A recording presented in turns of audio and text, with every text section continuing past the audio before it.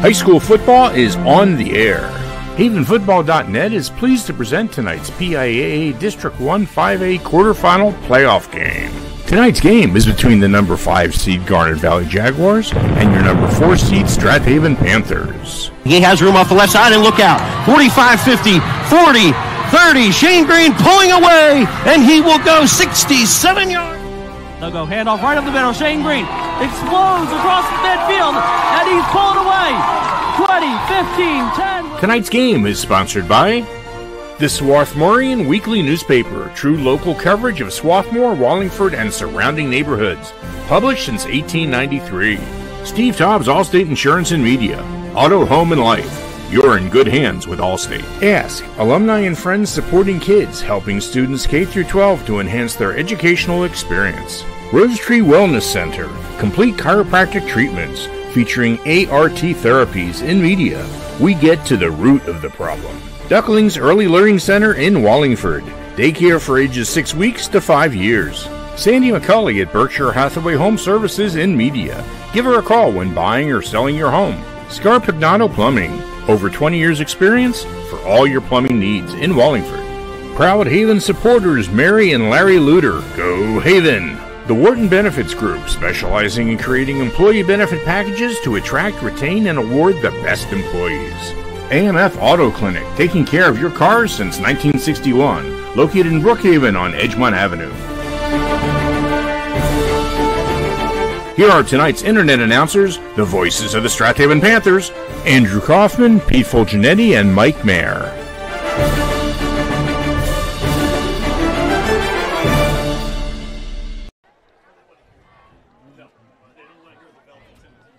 Good evening and welcome to round 2 of the District 1 5A playoffs here at George L. King Field at Strath Haven High School as the 10-1 Central League co-champion Strath Haven Panthers are ready to host a rematch with their Central League rivals, the 5th-seeded Garnet Valley Jaguars. I'm Brian Carroll, your typical play-by-play guy here on HavenFootball.net, but we're doing things a little differently tonight to start. First and foremost, the marching band had to play pregame per PIAA rules, so unfortunately we will not get to see much of the Strath Haven marching unit later on. But as we begin the broadcast tonight just a little differently, we want to acknowledge that for all the excitement of playoff action in high school sports, with everybody dreaming of big wins and advancing towards district and state championships, we know that the teams on the wrong side of the scoreboard tonight have seniors who will be playing their last high school football game. Dozens of seniors around District 1 saw it end last week, and since only about 7% of high school athletes go on to compete in college in all sports, chances are overwhelmingly high that when senior football players see their high school's careers end, that's about it. As adults, we can play a lot of rec league basketball, baseball, softball, other sports as well, but tackle football opportunities all but disappear, and none of them are on teams where we'd be playing alongside of our childhood friends and classmates. Along those lines, we at HavenFootball.net have had a unique connection with both the teams strapping on their helmets tonight, particularly the seniors. Obviously, we've been Panther fans for decades, with Mike Mayer as a resident and a parent of a former player during the amazing Haven state record runs in the 90s and early 2000s, and then as the chain gang guy on the sideline, and then as the stat guy turned webmaster turned now broadcaster extraordinaire. And having broadcasted hundreds of Panther games since I started in 2002, my allegiance to the silver and black, needless to say, runs quite strong. From that Dan Connor era that landed us in Hershey through the 2010 district champs that had us on the edge of our seats every week, aside from, a couple of tough campaigns when our participation numbers were down, to this post-COVID rebound with a ton of talent and our ever-steadfast coaching staff, my Friday nights have been a ton of fun.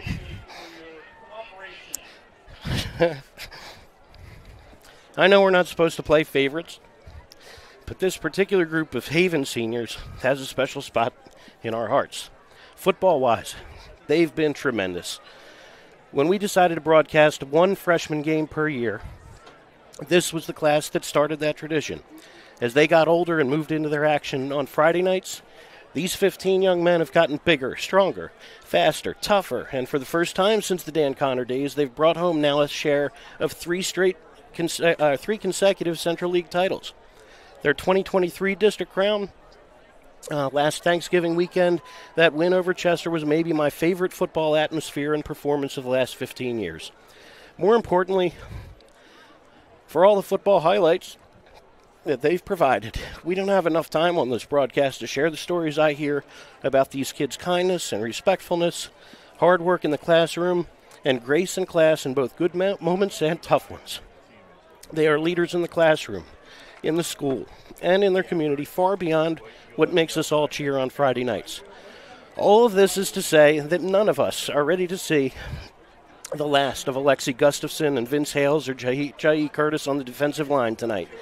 We're hopeful that Phil Collins and Cooper Murley, Mike Flanagan, and Sean O'Neill are still serving pancakes over the next couple weeks, and we nervously hope that Caden Schuster, Ben Milligan, James Fisher, and Shane Green continue to light up that scoreboard well beyond this evening. To you 15 seniors, if this is indeed your last high school football game tonight, we're proud of you, we're thankful for you, and frankly, we just don't want it to end. On the opposite sideline tonight is a team that made it in the opening round of the 2007 playoffs. I was talking about this with the coaches before the game tonight. They took George L. King Field by storm in 2007 and put the rest of Delaware County on notice that Garnet Valley was for real. HavenFootball.net was just in its second year of live audio broadcasting. And after thumping the Panthers that night, the Jaguars asked if we could broadcast their next game the following week at Unionville, and things got pretty hectic after that. Those next 5 weeks, at a time when broadcasting on the internet was still in its infancy, were as much fun as I've had as a broadcaster, with the Jaguars eking out wins on their way to their first and only appearance in the state finals in Hershey. For us, that run to the state finals put us on the map too, as we broadcasted all 4 state finals games for the PIAA for the next 7 years. And we were happy to help other Delaware County programs, including Garnet Valley, get their own broadcast started in the years that followed. Little did we know at the time that the quarterback of those 2007 Jags would be back on the field again tonight as for the second ever playoff meeting between Garnet Valley and Strath Haven. Eric Van Wyk looks a little different now as a head coach 17 years later, as does Ryan Canzanese, a Garnet Valley assistant who was a defensive end on that same team.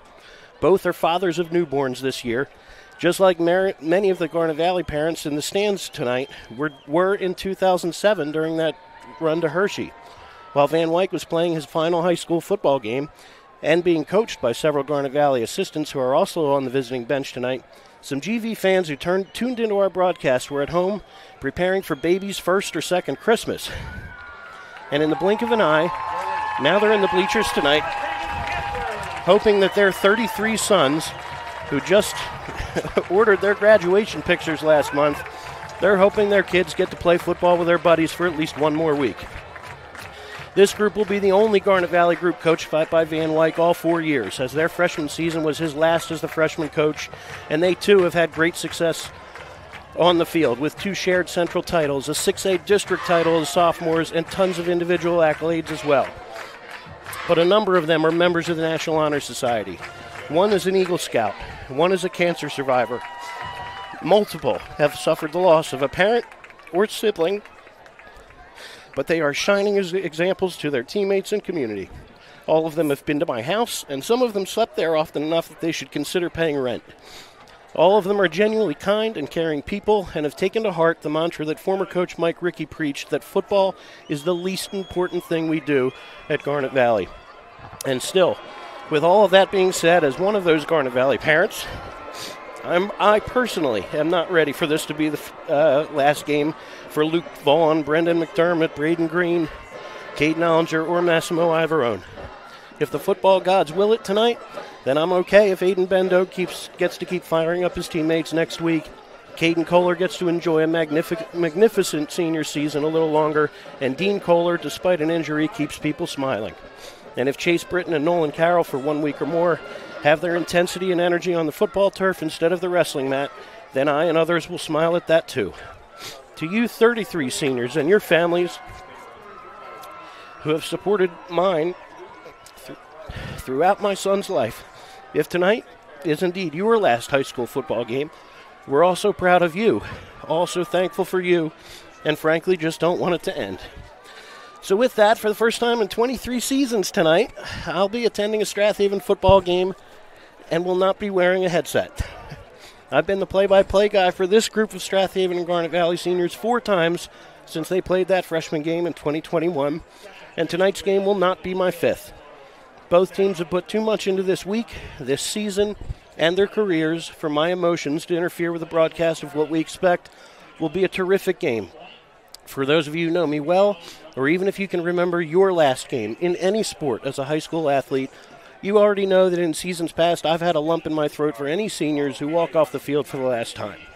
I've had to catch an extra breath watching even Upper Marion, Great Valley, or even Upper Dublin seniors make that awful Charlie Brown walk off the field for the final time.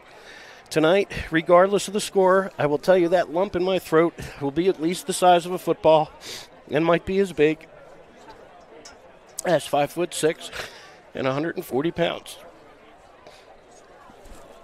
There will be tears already. Apparently, already.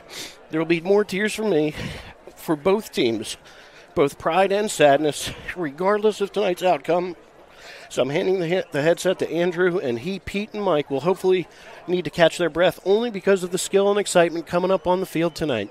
I'm immensely grateful for these guys next to me, as well as the Strath Haven coaching staff, Clancy, the Connors, Coach Feely, and Coach Schaefer, and the Strath Haven families, whose grace and understanding allowed me the flexibility this year to enjoy time with both my football families. So for tonight only, someone will have to give me a map to the visitors' bleachers, where I'll let my actual family hopefully enjoy some good football, and hope that the seniors in silver and black and garnet and white will hold their heads high no matter the final score.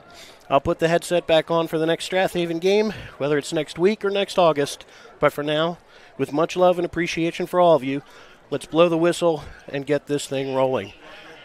Folks, we're going to take a short time out, be back for the opening kickoff, the tail end of the national anthem. We're getting ready to roll here on havenfootball.net.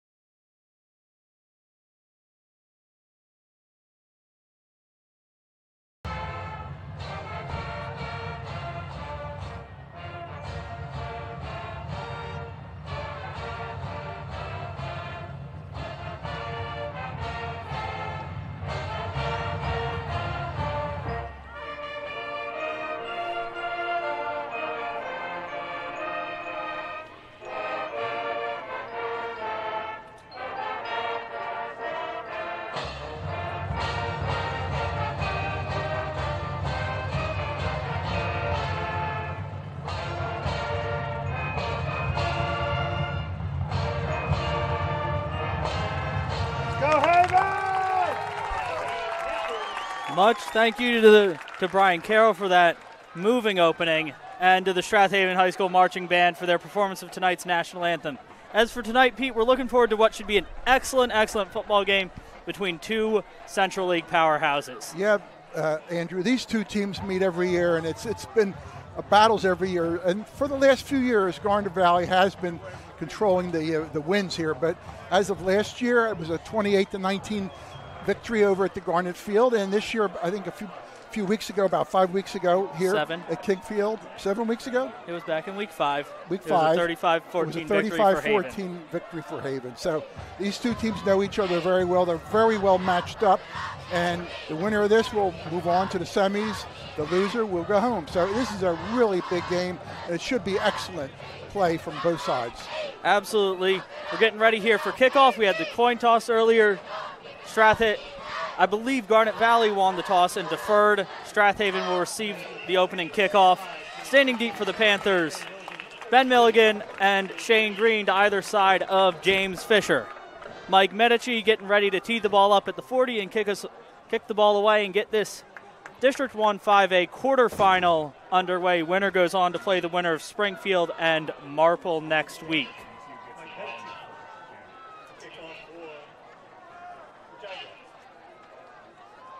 Medici has the ball teed at the 40-yard line.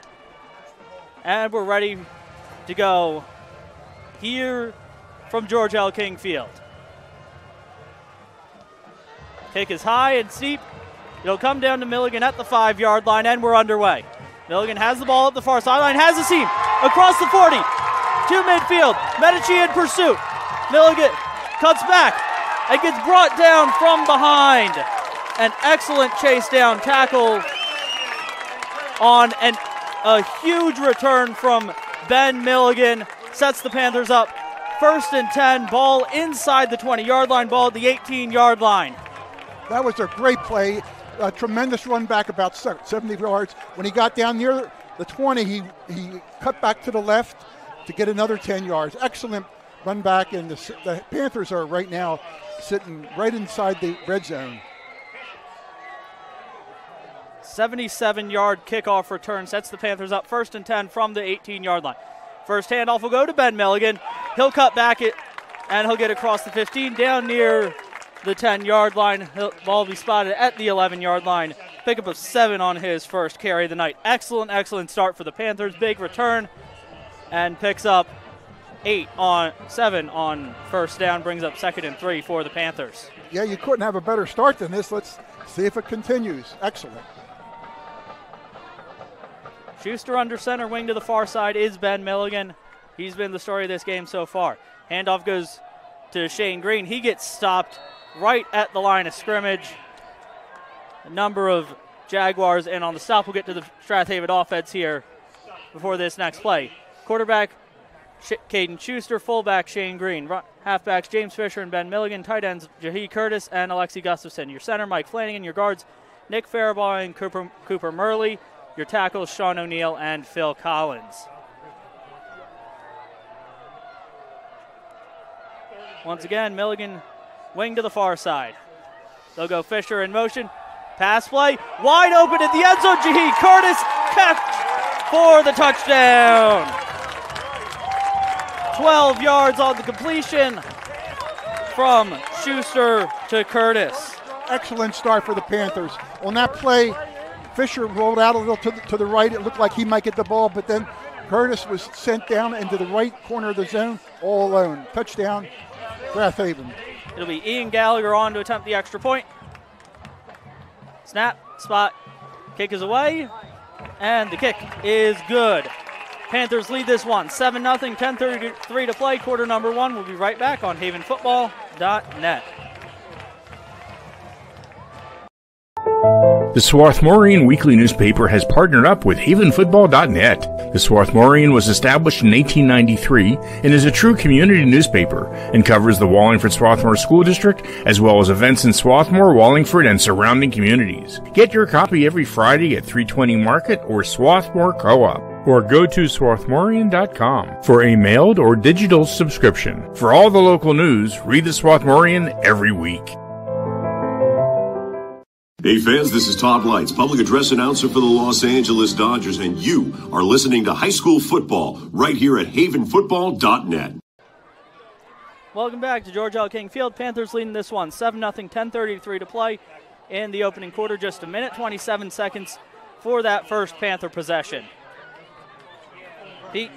It'll be interesting to see if the Haven defensive line can hold the Jaguars back. Like we said prior weeks, sometimes the line starts a little slow, but you can't start slow tonight. You got to be strong right there in the middle of the line. Ian Gallagher on for the first kickoff for the Panthers. Has the ball teed at the 40. Standing deep for the Jaguars, Nolan Carroll and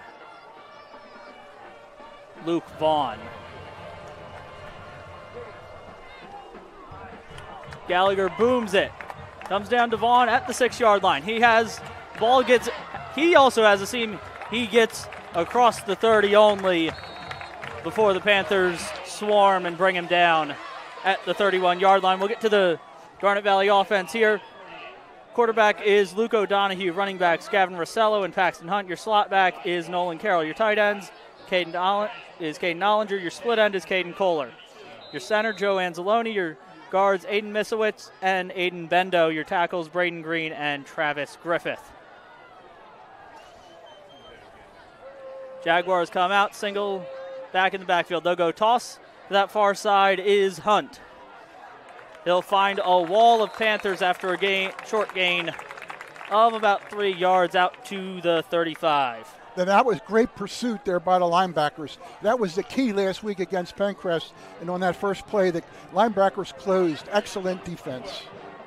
Hunt picks up 3 on his first carry, 2nd and 7 for the Jaguars. We'll get to the Panther defense after this play.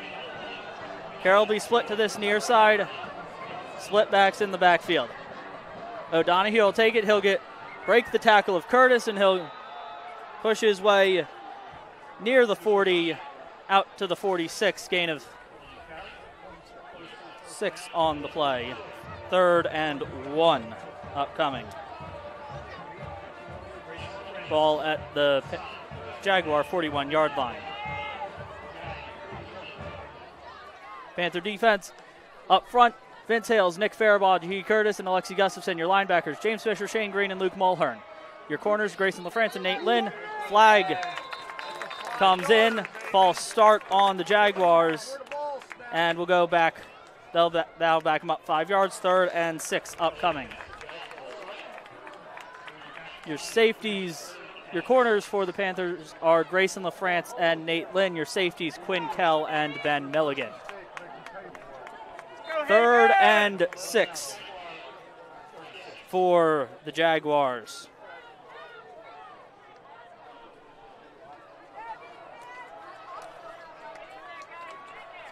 They'll go 2 receivers split to this near side. Single back and straight drop back for O'Donohue.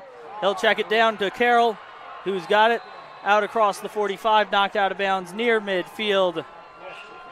And right on the midfield stripe, they'll put it down for a gain of 13.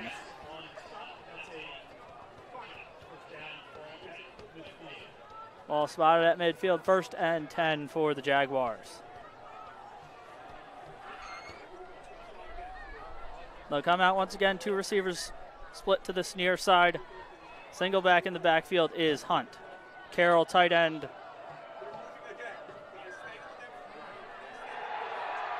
It'll be a nice run on 1st and 10, gain of about 6 or 7 on the play for Paxton Hunt. Brings up 2nd and 3.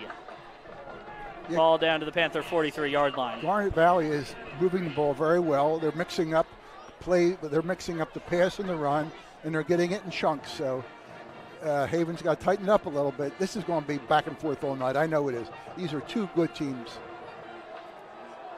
O'Donohue under center. Rosello and Hunt momentarily the split backs in the backfield. Whistles and another false start on the Jaguars.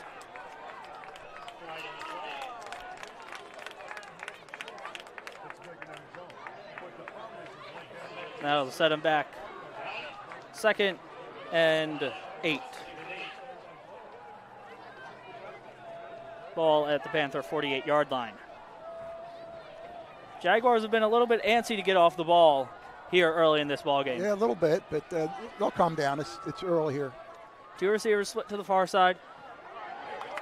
Quarterback keeper is O'Donohue. He's got space, and he'll get brought down inside the 35, down at the 32. He'll pick up 16 on his 2nd carry. Yeah, excellent fake.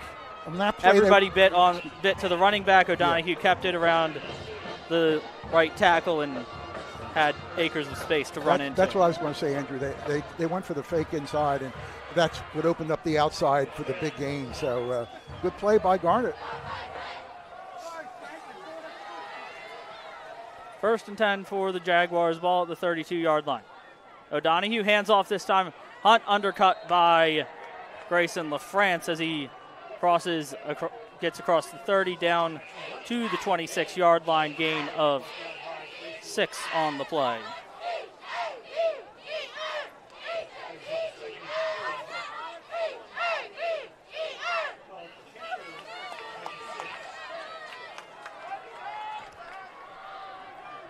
Kohler split to the far side. Hunt in motion. He'll get the dive up the middle, brought down near 1st down yardage.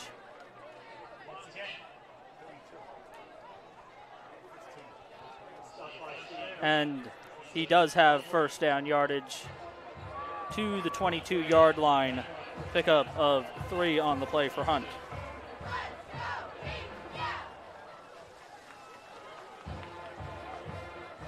Let's see if those Panthers can tighten that up a little.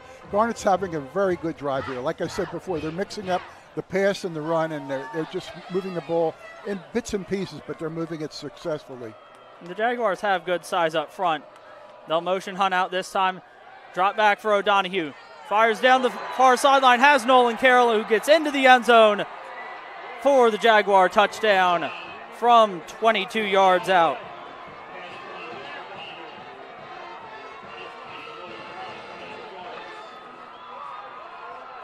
And cuts the Panther lead, 7-6, extra point pending here from Medici.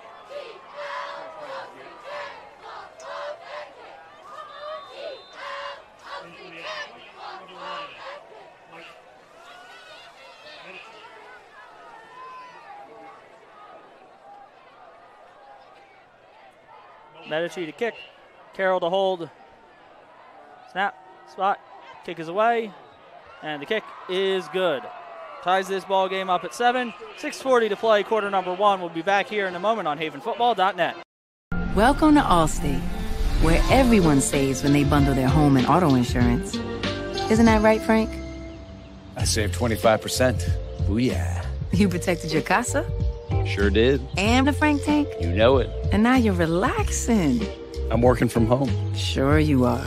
Save up to 25% when you bundle home and auto with Allstate. Your local Allstate agent is Steve Taub in media. Give him a call at 610-566-3500. This is Keith Jackson. You're listening to High School Football right here on Haven Football. Welcome back to George L. King Field. 7-7 the score. Here with 6:40 to play, quarter number 1 between the Panthers and Jaguars. Excellent first drive from the Jaguars. Take the chunks as the Panthers are giving it to them, and ends up with a nice pass from O'Donohue to Carroll from 22 yards out for the touchdown. Yeah, back and forth, like I said, two good teams, and let's see if the Panthers can counter here. Medici ready to kick the ball away. Milligan, Fisher, and Green deep for the Panthers. Ball will come down once again to Milligan from the 5-yard line. He'll take it up, cuts to the near side, gets tripped up at the 20, and he'll be taken down as he crosses the 20 at the 21-yard line. Just a 16-yard return this time for Ben Milligan.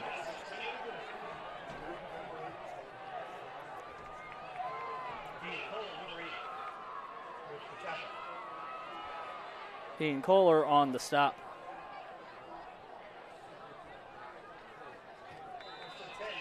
First and 10 for the Panthers, ball at the 21-yard line. Green and Fisher split in the backfield. They'll go handoff Fisher on the sweep. He'll have speed, but no, he'll get brought down in the backfield. He'll lose 5 on his first carry. Back to the 16-yard line. Yeah, the Jaguars were ready for that. They know that Fisher's going to be the guy running wide, and they were waiting for him. But they'll make adjustments. We'll also hope to have some score updates from around District 1 at both the 5 and 6A levels. Schuster under center, Fisher in motion. They'll go fullback, trap up the middle. Shane Green breaking tackles and carrying guys out across the 20 out to the 24-yard line. He'll pick up 8 on his first carry of the night.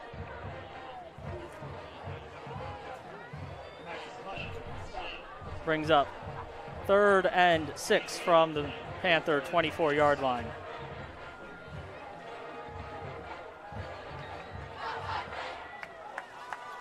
Schuster under center. Fisher wing to this near side. Counter crisscross to Fisher. He'll have space momentarily, but gets hit as he crosses the 25 out to the 27-yard line, and the Panthers will be forced to punt. He'll pick up 3 on that carry, and the Panthers bring in Ben Milligan to punt. Yeah, that first play in that series that brought them back to 1st and 15, that was the killer. They just didn't have enough yards to get that first down. One man deep, Nolan Carroll for the Jaguars.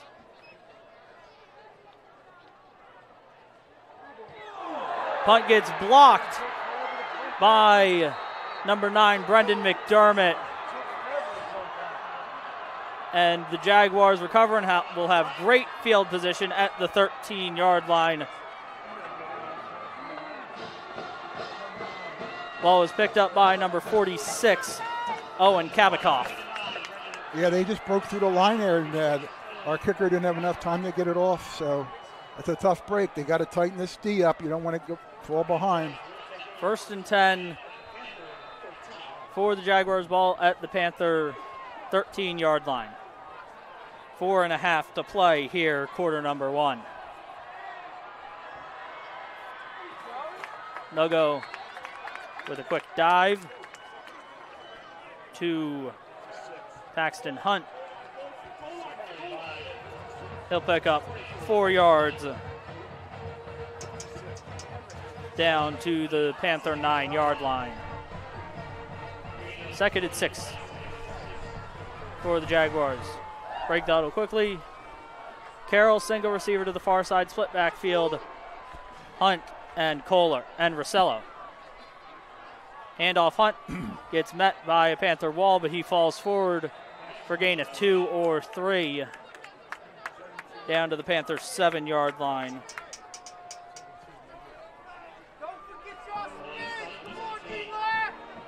Third and 3 for the Jaguars. Long 3, short 4, somewhere in that range. You got to believe they're going to go for it on 4th down here. They're not going to do no field goal attempt. O'Donohue comes to the line quickly. Takes the handoff to Hunt. No, he'll keep it himself, and he'll power his way near the goal line, and he'll be stopped just short of the goal line at the 1-yard line. He'll pick up 8 on that carry.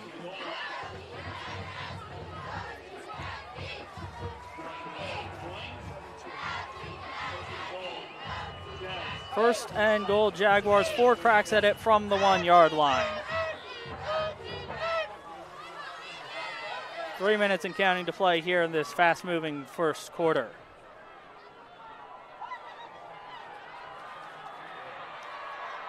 Donahue under center. He'll hand off to Hunt, and he'll be in for the touchdown from a yard out.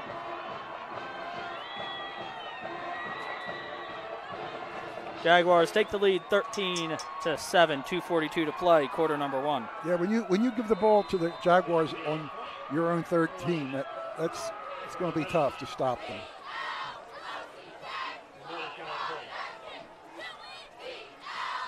Carroll hold. Long snapper is Joe DiMariano for the Jaguars. Medici on for the extra point. Snap, spot, kick is away, and the kick is good. Jaguars lead 14-0, 14-7, 2:42 to play, quarter number 1 here on havenfootball.net.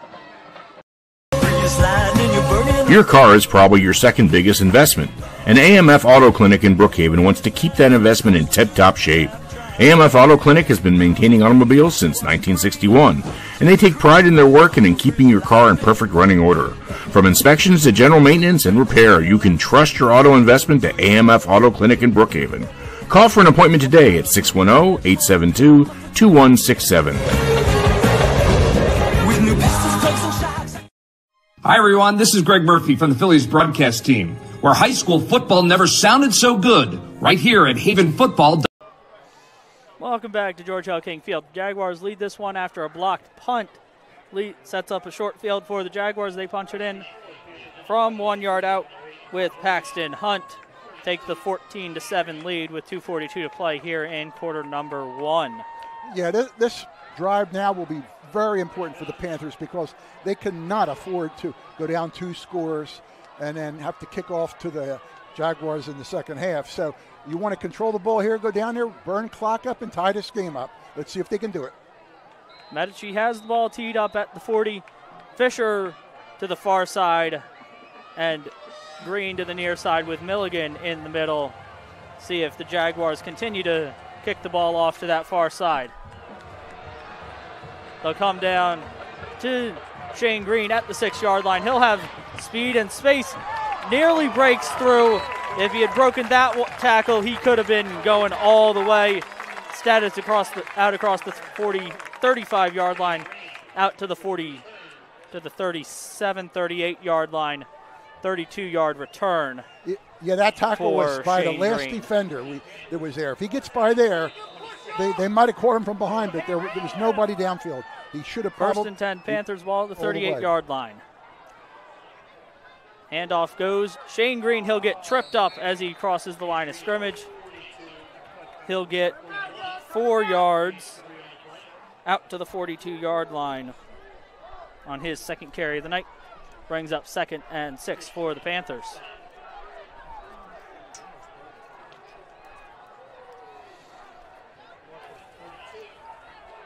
Schuster under center. Fisher wing to this near side. He'll go in motion. Schuster takes the snap, hands off. Shane Green cuts it back. Runs over a man and keeps fighting near first down yardage. He'll have first down yardage out to the 49-yard line. Pickup of 7 on the play. That was a great run by Green. He was hit a couple of times, but he kept driving for that extra yard to get the first down. First down, Panthers. Panthers 1st and 10, ball at their 49-yard line. Get to the Jaguar defense after this play. Schuster under center. They'll hand off to Milligan, makes a move, gets across midfield and down to the 48 after a pickup of 3 on his second carry of the night. Jaguar defense. Up front, Eric Spada, Massimo Ivorone, and Aiden Bendo. Your linebackers, Caden Ollinger and Luke Vaughn, Chase Britton and Paxton Hunt.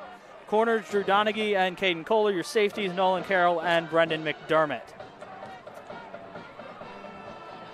2nd and 7 here for the Panthers. Ball at the Jaguar 48-yard line as we tick under a minute to play here in quarter number 1. Fisher motions across the formation again. They'll go once again, handoff up the middle to Shane Green, but he's met immediately and stood up at the line of scrimmage. Maybe a yard for Green on his 4th carry of the night. Brings up 3rd and 6. Yeah, that time they tightened up the center of the line, the Jaguars did, and Green had nowhere to go. Good defense by the Jaguars. Schuster jogs in the play from Coach Clancy. Got his 300th career win here at Strath Haven last week with the victory over Pencrest. Looking to add to number 301 here tonight. Schuster drops back to pass. Has Fisher down the middle into double coverage and just out of the reach of James Fisher. Excellent coverage there from the Jaguars. Drew Donaghy and Brendan McDermott in coverage for the Jaguars. Yeah, that throw by Schuster was great. It was right where it should be, but double coverage, they were right on Fisher, and they knocked the ball away. All you can say, it was a great defensive play, a great play all around. Yeah, but you had 2 guys open in a shorter center field, which would be first down, and that's why I have a problem with that play, because it's such an issue with, it's all or nothing. 4th and 6 for the Panthers. Nolan Carroll stands deep to return. Ben Milligan gets the snap and gets this punt away. Fair catch called for and made by Carroll at the 14-yard line, where the Jaguars will take over 1st and 10 with just 3 seconds to play here in quarter number 1.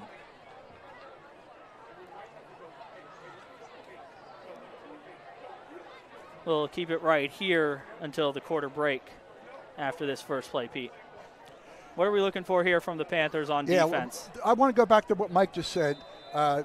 It would have been really better if he'd hit one of them shorter guys up short and get the first down and keep the clock running and keep the drive going. Sometimes that's much better than that. They go for the bomb that's risky. Donahue under center. How's the toss to Hunt? He'll get it out to the far side, and he'll get brought down at the 19-yard line. Pickup of 5 on the final play of quarter number 1. For the Jaguars, we'll take a short break. Be back. Strath Haven trailing 14-7 here on havenfootball.net. alumni, and friends supporting kids, is a fiscal partner of the Foundation for Wallingford Swarthmore Schools. Ask strives to bridge the gaps in access to educational resources so that WSSD students have a holistic school experience. Ask helps students K-12 with items, services, and resources to support and enhance their educational experience with a focus on academic, artistic, athletic, and social enrichment. Ask scholarship forms are available on the WSSD website as well as through the school counseling department. Hello everyone, I'm Ron Jaworski, former Philadelphia Eagles quarterback, and you're listening to high school football right here on Haven Football. Welcome back to George L. King Field. Panthers trailing this one 14-7 after one quarter. Play a couple of score updates from around District 1. Central Bucks West on top of Downingtown East. At the 6A level, also at the 6A level, North Penn and Haverford. North Penn trails Haverford 8-0 midway through quarter number one. No score between Central Bucks South and Plymouth Whitemarsh, and no score between Downingtown West and Owen J. Roberts. We'll get to the 5A scores in just a moment. O'Donohue under center. He'll keep it and pitch it to the far side for Rossello. He'll have space across the 25 and has first down yardage after a pickup of 7-6 out to the 25-26 yard line. Rossello's first carry of the night goes at the 5A level. Phoenixville leads Upper Dublin 14-7 after one. Westchester, Ruston, and Chester are tied at 0, and late in the first quarter, Marple on top of Springfield 13-7. Here, Panthers down a score. Excellent stop there by Alexi Gustafson and Shane Green. No gain on the play for Paxton Hunt on his 9th carry of the night already. Yeah, that was a nice stop, and they got to do more of that. They can't allow this Jaguar team to come down and score again. They got to force a punt so they can get the ball and come down and tie the score up. Very important to stop this drive. 2nd and 9 for the Jaguars after a short gain for Paxton Hunt on that last carry. Donahue under center. He'll motion Kohler. He'll go handoff this time. And once again, the Panther D-line stacks up the back at the line of scrimmage. That was Nolan Carroll on the carry that time, gained just 1 on his first carry. Brings up 3rd and 8. Big play here, Andrew. You want to hold them here and force them to punt. You can't allow that first down here. Just can't do it. Michael Costa checks out of the game for the Jaguars. It'll be 2 receivers split to this near side and just a single back in the backfield. O'Donohue back to pass. It's a screen pass off the hands of Paxton Hunt. Excellent pressure from Curtis and Hales, and the Jags will be forced to punt for the first time tonight. Yeah, that's what the Panthers needed. They needed that 3 and out. They got it. Now let's see what they do when they get the ball. It is Paxton Hunt in to punt for the Jaguars. Standing deep for the Panthers, James Fisher and Ben Milligan.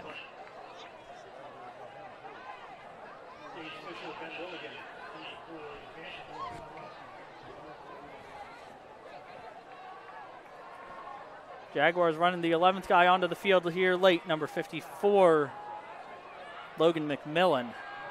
A little bit late running onto the field. Jags get the snap away, the punt. A little bit low line drive, and it takes a Panther bounce, and it'll be downed by Mike Medici at the Panther 42-yard line. That's where the Panthers will take over. 9:59 to play here, quarter number 2, here on havenfootball.net.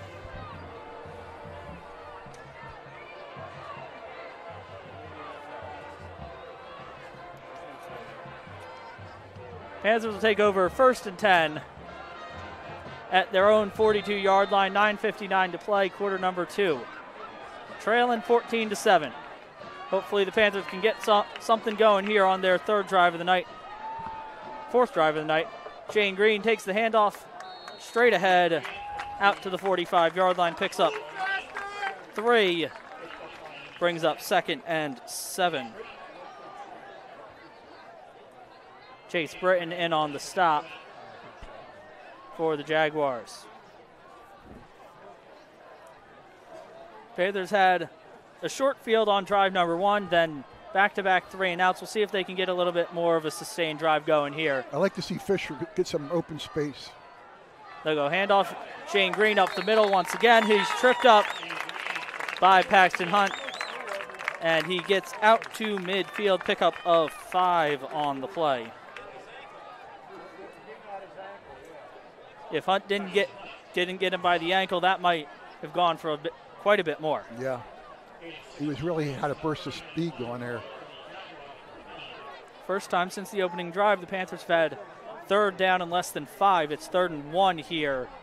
9:15 and counting to play in the first half. Schuster under center. Fisher wing to the far side. They'll go handoff right up the middle to Shane Green. He'll power his way into Jaguar territory. And enough for the first down. Down to the 46-yard line. Picks up 3 on that one. On his 7th carry of the night, up to 31 yards on 7 carries unofficially. Yeah, you got to grind it out tonight. You're not going to have a lot of big plays. This is the way this game's going to go. John Riley, tight end to the far side. Gustafson, tight end to the near side, split end. Wing to the near side is Ben Milligan. They'll go handoff Milligan, pass. Play down the middle of the field.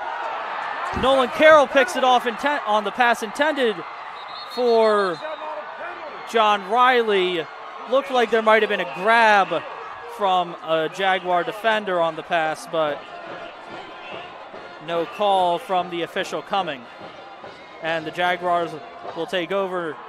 Carroll with a nice grab at the 17-yard line and scoots it out across the 35 for a 21-yard return. 8:24 to play in the first half. You know, Mike, just like you said before, these passes should be a little shorter to get the yards. You don't need 25 yards on a shot. You need first downs. 1st and 10, Jaguars ball at the 38-yard line. Paxton Hunt gets met at the 40-yard line and drives his way for a couple more yards after getting met by Fisher and LaFrance. Picks up 4 on his 10th carry of the night. 2nd and 5 upcoming for the Jaguars. From the Jaguar 43-yard line. Hunt in motion. O'Donohue back to pass, fires down the seam. Ben Milligan out there, and he'll pick it off. 2 straight possessions come to an end with an interception. You got 2 teams here playing excellent defense with their safeties. Both teams are just exchanging interceptions. Very well played game here. Very well played. Not something you see often from either of these teams, putting the ball in the air. Both have had a couple of completed passes on the night, and now both teams with an interception on the night.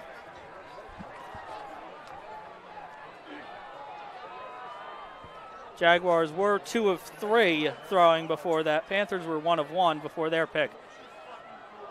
It'll be fit on the play. Sorry for the cutout. Hopefully it's coming back on your channel now. We're resetting everything. It just, the system all shot down and fell apart. So we're back online. We should be fine now. 2nd and 3 for the Panthers from the 28-yard line of the Jaguars. Fisher makes a man miss, breaks a tackle, breaks another one, gets down near the 25-yard line and has first down yardage to the 25-yard line. Pickup of 3 on that carry from James Fisher. 1st and 10, Panthers from the 25-yard line, 6:39 and counting to play here in quarter number 2. Well, this is so, and I got a feeling they're going to keep it on the ground because I think that's their best shot right here. Schuster under center, wing to the near side is Milligan. They'll go toss play to Fisher. Trying to beat his man, cuts back inside, gets it across the 20 down to the 19-yard line. Pickup of 6 on his 5th carry of the night. That's the way you do it. 4, 5, 6 yards a pop. If you keep doing that, why put it in the air right now? Just keep grinding it out here. Ball spotted at the 19-yard line. 2nd and 4 for the Panthers as we tick past the midway point of this second quarter. Schuster under center, Milligan wing to the far side, split backs, Green and Fisher.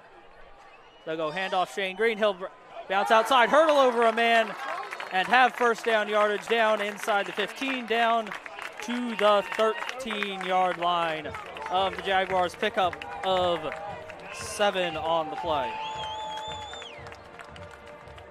Shane Green's really running hard tonight. He's just power running, and he's the first guy usually won't get him down. He takes more than one. He's having an excellent game. Most of his runs are up the middle. 1st and 10 for the Panthers from the 13-yard line. Schuster will turn around, hand it to Green. He'll power his way down inside the 10, down near the 5. Pickup of 8 on his 10th carry of the night. 2nd and 2 for the Panthers. Yeah, that Panthers offensive line now is starting to create a few holes, and that's what they need. First down possible at the 3-yard line for the Panthers. 3 more cracks at it here to get the 2 yards. And maybe the end zone. Green takes the handoff, goes off the left side. He'll be near first down yardage. It'll be 3rd and short. It'll be a first down, pickup of 2 on the play. And 1st and goal, Panthers.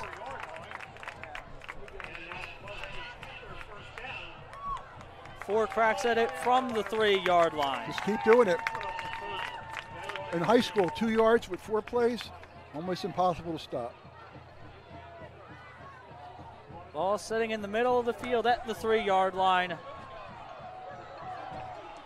As Mike Flanagan steps over the ball, Schuster directly behind him. He'll go handoff. Shane Green powers way down near the goal line, waiting for a signal from the officials. He's got to be inches away if he's not in. Just short of the goal line.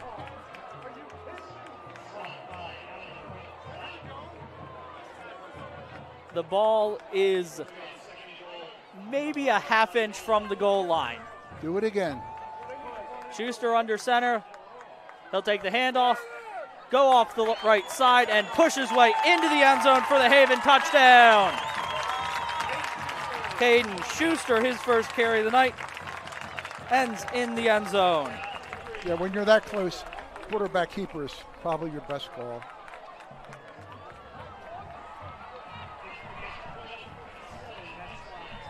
Matt Steyer on to attempt the extra point and looking to tie this game up.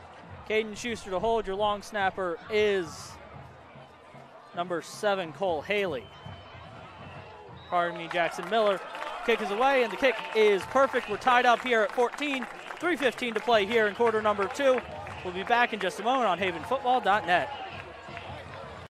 Looking for pre-K childcare with an emphasis on learning? Ducklings Early Learning Center is available for children 6 weeks to 5 years old within 1 block of Nether Providence Elementary School on Moore Road in Wallingford. At Ducklings, our college-educated teachers create a safe, nurturing, educational environment in our beautiful facility. Call Ducklings today for an appointment at 610-936-9400. This is Merrill Reese, voice of the Philadelphia Eagles, where high school football never sounded so good, right here at havenfootball.net. Welcome back to George L. King Field. 3:15 to play here in the first half. All tied up at 14 apiece between the Panthers and Jaguars. A nice drive from the Panthers ends with the Caden Schuster 1-yard quarterback sneak to tie up this ball game at 14, Pete. Yeah, both teams are playing excellent ball. They're almost mirroring their drives. Both teams are driving the ball. Both teams have had interceptions, and the game is tied. You couldn't ask for more than that. Tied ball game with each team having 1 turnover that way. Matt Steyer has the ball teed up at the 40-yard line. Nolan Carroll and Dean Kohler standing deep for the Jaguars. Both around their own 10-yard line. Steyer puts it high in the air, comes down to number 10, Alton Chung, and he'll get brought down at the 25-yard line. Excellent play by number 56, Nick Faribault, on the special teams coverage. Yeah, Nick, he put a hit on him, took him right straight down. That's the way you tackle.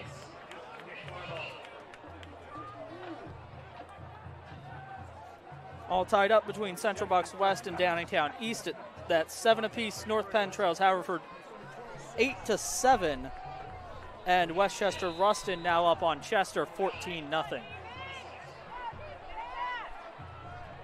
O'Donoghue under center, and another flag false start once again on the Jaguars, their third false start of the night.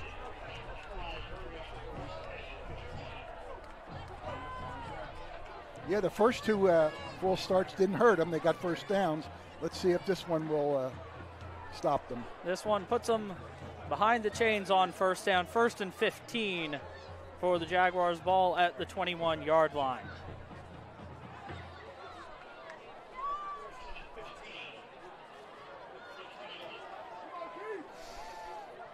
Two receivers split to the far side for the Jaguars.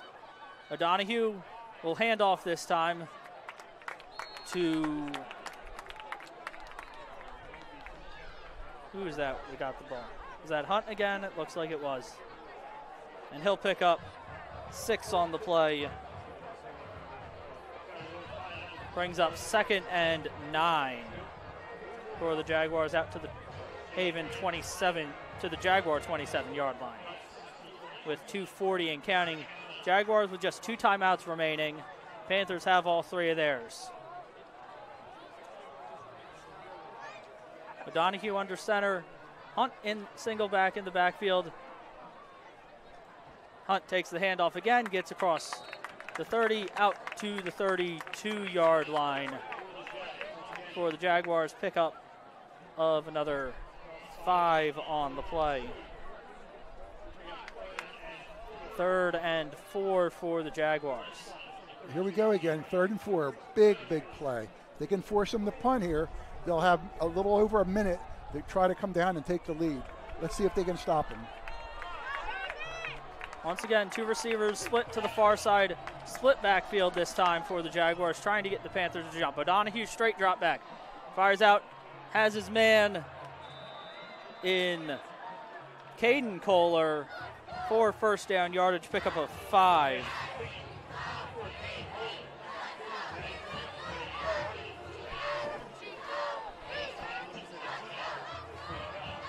Caden Kohler's first reception of night. Jaguars moving quickly. O'Donoghue throws it out to this near side to Hunt.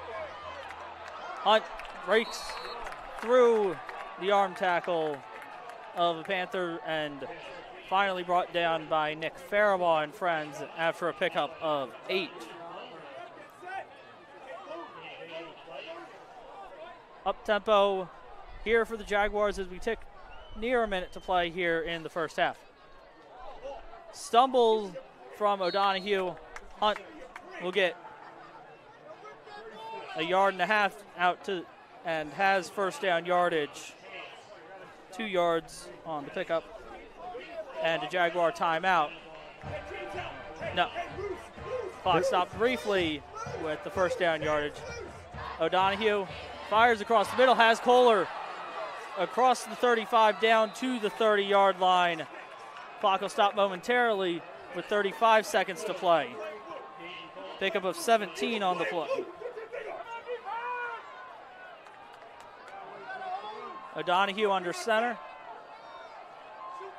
He'll drop back, straight back, has Kohler once again down to the 15-yard line, pickup of 15.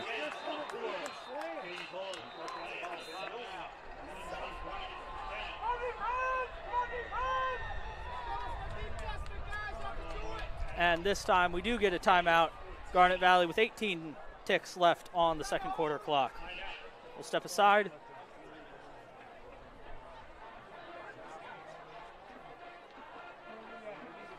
We'll keep it right here, Pete. Okay. What are we thinking here? This Strath Haven Pat Stevens has got to tighten up a little bit. Yeah, I think you know that with 18 seconds they're going to put it in the air again. So I don't know. Maybe you put an extra defensive back and take one of your linemen out of there or whatever. You just can't let him score a 7 here. Not in the last 18 seconds.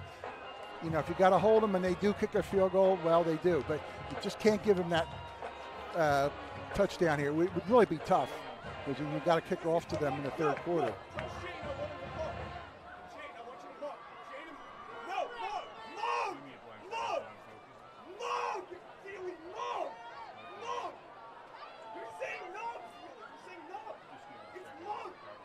High-scoring game between Upper Dublin and Phoenixville. That one's 21-all. Early in the second quarter. Here it's shotgun for the Jaguars. Panthers call timeout. We'll step aside and be back in just a moment for the conclusion of the first half here on havenfootball.net.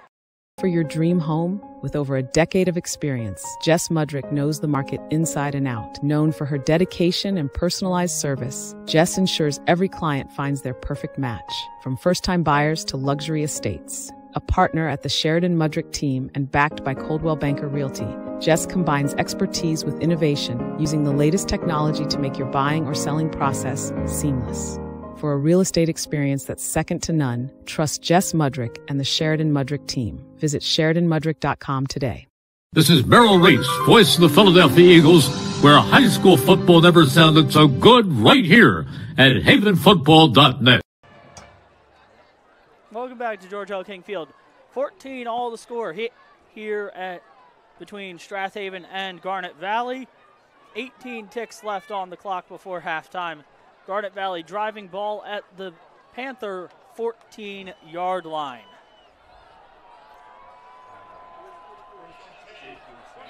First and 10 for the Jaguars.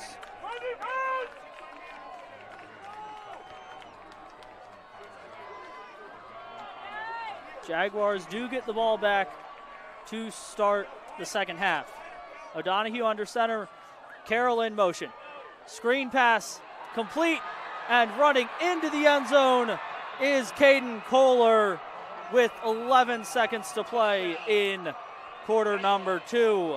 Touchdown Jaguars. O'Donohue to Caden Kohler for the touchdown from 14 yards out.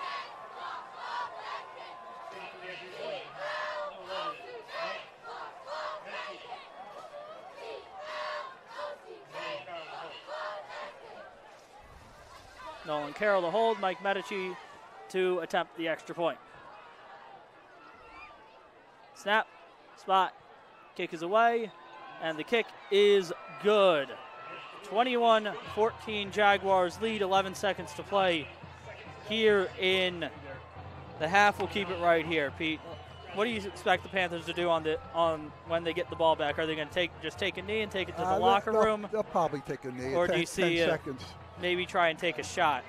I think they'll take the knee. But going back to that last series, I just think the Panthers were giving away too many yards on those passes. They were playing off their men a little too much, and they were getting 10, 15 yards at a pop. You just can't do that, even though there's 2 minutes left. I think they got to tighten up that defense with the corners and the safeties, bring them up a little more. Standing deep for the Panthers, Shane Green to the far side, Ben Milligan to the near side. James Fisher splits the two hash marks. Mike Medici has the ball teed up at the 40-yard line and is ready to kick this one away with 11 ticks to go here before halftime. I'd be surprised if they kick it long. I really would. Might be a squibber.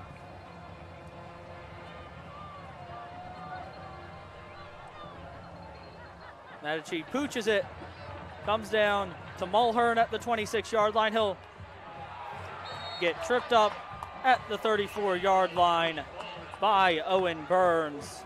It'll be first and 10, Panthers, 7 seconds to play from the 34-yard line. You know what I would do here, Andrew? I think I would send Fisher deep and just give it a heave, and if it's intercepted, the half's over anyway. And you just said before I changed the my kickoff. Mind. I changed my mind, all right? They should just take a knee. Schuster jogs in the play. Curtis is out. John Riley in at tight end. They'll split Riley and Fisher to the far side. 3 receivers to the far side.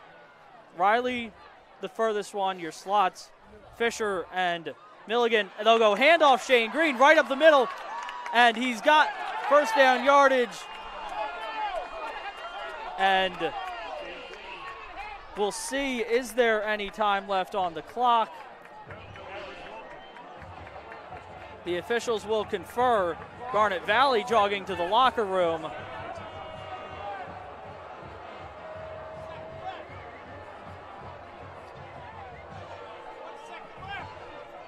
We'll see what looks like the officials are going to potentially put some time back on the clock. It'll be 1st and 10 Panthers.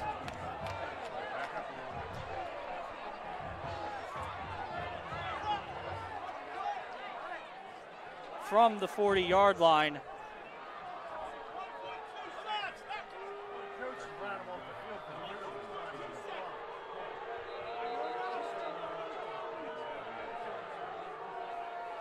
Garnet Valley calls their final time out of the half.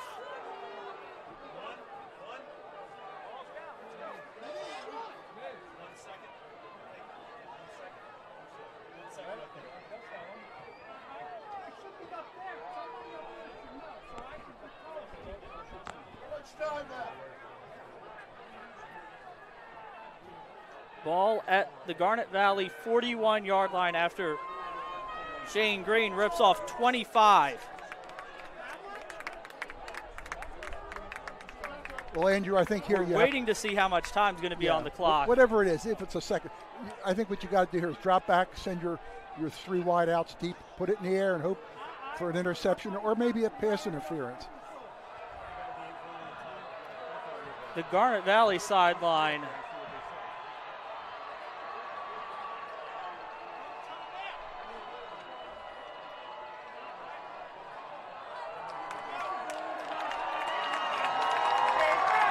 It'll be 1st and 10 Panthers. Ball at the 41-yard line. John Riley split to the far side. Single receiver to the far side. Fisher and Green in the backfield. Schuster, he'll hand off James Fisher. Runs off this near side, cuts back towards the middle, and he'll get brought down inside the 30 and takes it down to the 25-yard line. Picks up 16 on the final carry of the half. Now we'll step aside. Be back for our halftime report here on havenfootball.net. Nagging soft tissue injury, chronic joint pain? Give Rose Tree Wellness Center a call and see Dr. Tom O'Brien for a complete diagnosis and treatment. Dr. O'Brien specializes in active release techniques, ART. ART can deal with many issues, including chronic shoulder, knee, and ankle pain. Rose Tree Wellness Center also offers a complete series of massage therapy as well as general chiropractic care. Don't spend another day in pain. Call 610-789-5555 and make an appointment today. This is Merrill Reese, voice of the Philadelphia Eagles, and you're listening to high school football right here on havenfootball.net. Or buying a home is serious business. And for serious business, the key to your success is to work with an experienced agent. Sandy McCulley has over 20 years of real estate experience and is a seller representative specialist as well as a certified residential specialist. Sandy specializes in Delaware County real estate. Sandy conveniently works out of the Media Berkshire Hathaway Home Marketing Center in Media. Let Sandy's experience be your advantage in today's multifaceted real estate market. Give Sandy a call at 610-368-6641. This is Merrill Reese, voice of the Philadelphia Eagles, and you're listening to high school football right here on havenfootball.net. Welcome back to George L. King Field. We're at halftime. It is the Jaguars 21 and the Panthers 14. Pete, your thoughts on that first half? Well, it was a back and forth first half like we thought it would be. The only thing I didn't like is the third touchdown that the Jaguars scored. They let him really get all the way down the field in less than 2 minutes. They were giving up too many yards on those passes, and they just moved the ball down there until they got down inside the 15, and then scored on that short slant pass that went in. So they got to counter that, because you can't allow that in the second half. Mike, do you have any thoughts on that? Yeah, I tend to agree that, certainly Haven has a habit of giving up. They play this prevent defense, which you and I both know is the worst thing in the world to try to play. Just play the game. If you get burned, you get burned. But by giving up that many yardage, particularly a team like Garnet Valley, you're asking a lot for a high school team to make completions like that on a regular basis, marching down the field. But listen, you're in the playoffs. These teams are good. They have the capability to do this stuff. You kind of hope when you're in high school that, hey, you're trying to make a connection between a 16-year-old and a 17-year-old, and you hope somebody drops the ball. But on the other hand, if you're giving up all the yardage, that means you're really not going to get a chance to stop them. And but my real concern is we have this concept of 4 or 5 yard gains on the ground, and then as soon as we go back to pass, we want 35 yards, and I don't understand it, because our guys are open generally on shorter distances, and there's more of them. You have one guy deep, you have generally 2 guys midfield in different locations. And it just seems like when we call the pass is to the furthest distance you can get. And I think, again, when you get to the playoffs, if you make it work, you're going to be a hero. But I think the further the distance, the lower the percentage of completion is going to be. And it makes for exciting football if you make a completion. But it puts you in this situation where we probably should not have gone to a punt so quickly. But, both teams have made critical mistakes. Garnet Valley has allowed a long runoff, which caused the first touchdown. And then the block punt that Garnet Valley made that Haven gave up, that gave the point. So right now, we've got basically essentially a 14-7 game, although it's the same, obviously. Yeah, I agree with you on those passes. They should have been shorter. What you want to do is have continuous drives, not only because you can score that way, but you can also eat up the clock. As long as you have the ball, Garnet Valley can't score. So, you don't need 80-yard passes or whatever. What you want to do is control the ball, run ball, but short passes, like you said, short 5-10-yard passes, and keep the drives going. Yeah, and I think the other thing you kind of have to realize is they're definitely keying on Fisher, which makes sense because Fisher killed them last time they played him.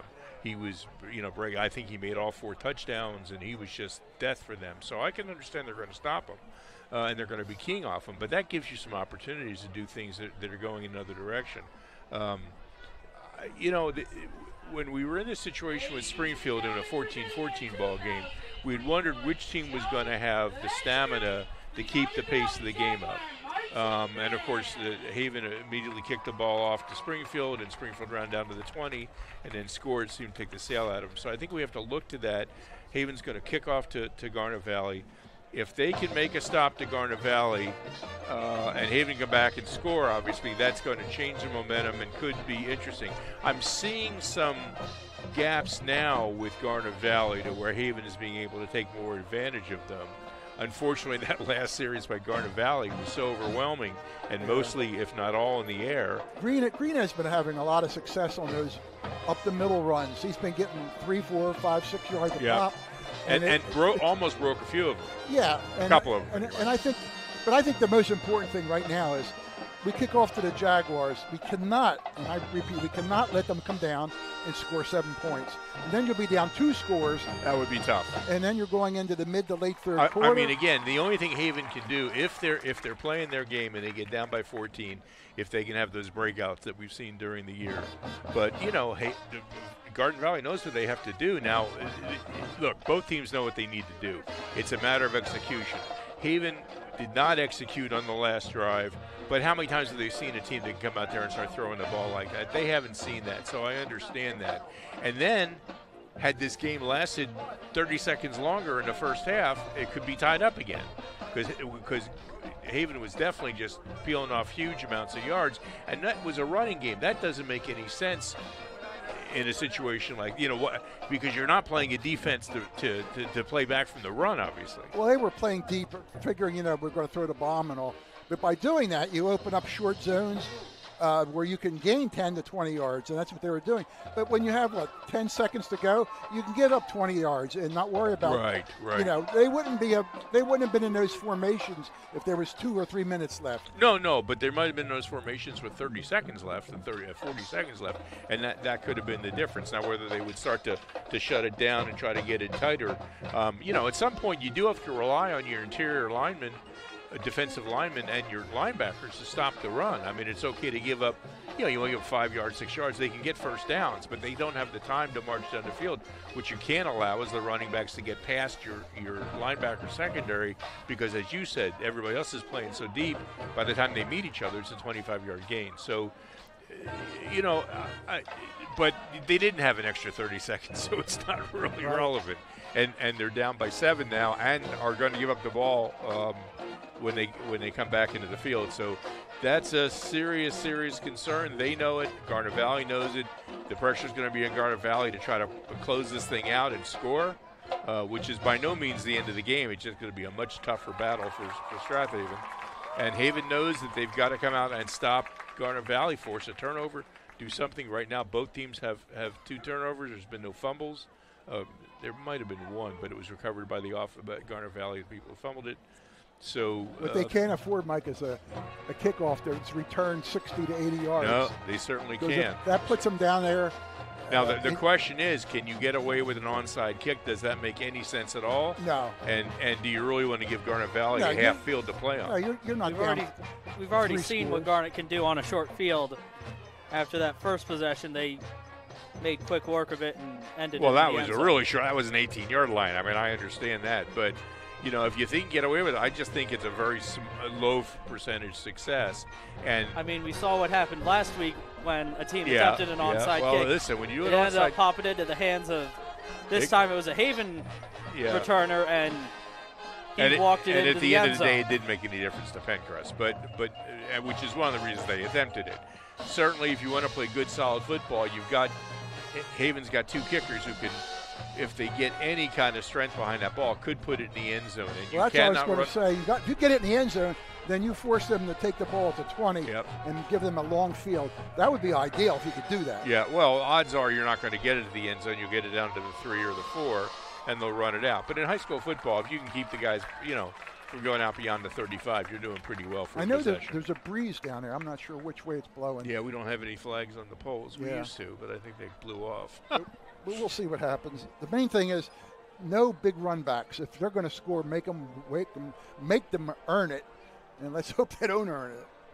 Yeah, that's the only thing. You don't want to give it away. You can't. You've been quiet, Andrew. Yeah, I've just been looking up some scores. Halftime scores at the 5A level. Springfield and Marple all tied up at 14 apiece.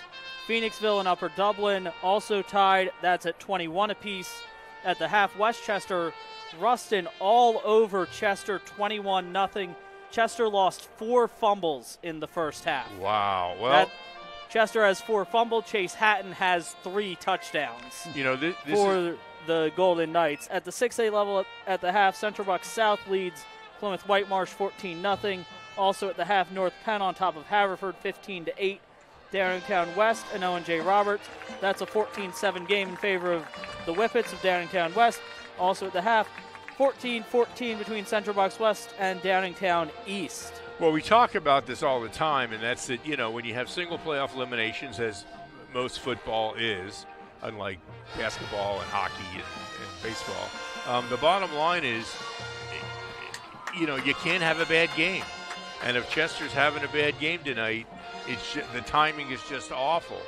Not taking anything away from Ruston. Obviously, they're playing a good game. They did score 21 points, and that wasn't unless all those fumbles were on the Chester 5-yard line. They've obviously been running on Chester and moving the ball. Yeah, Mike, and if you turn the ball over like Chester did 4 times, you're not going to win in the playoffs.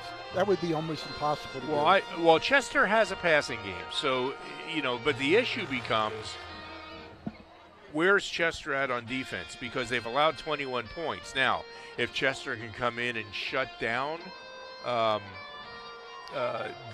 Ruston's offense and turn around and start launching some balls and having some stuff, they definitely have the capability of turning it around.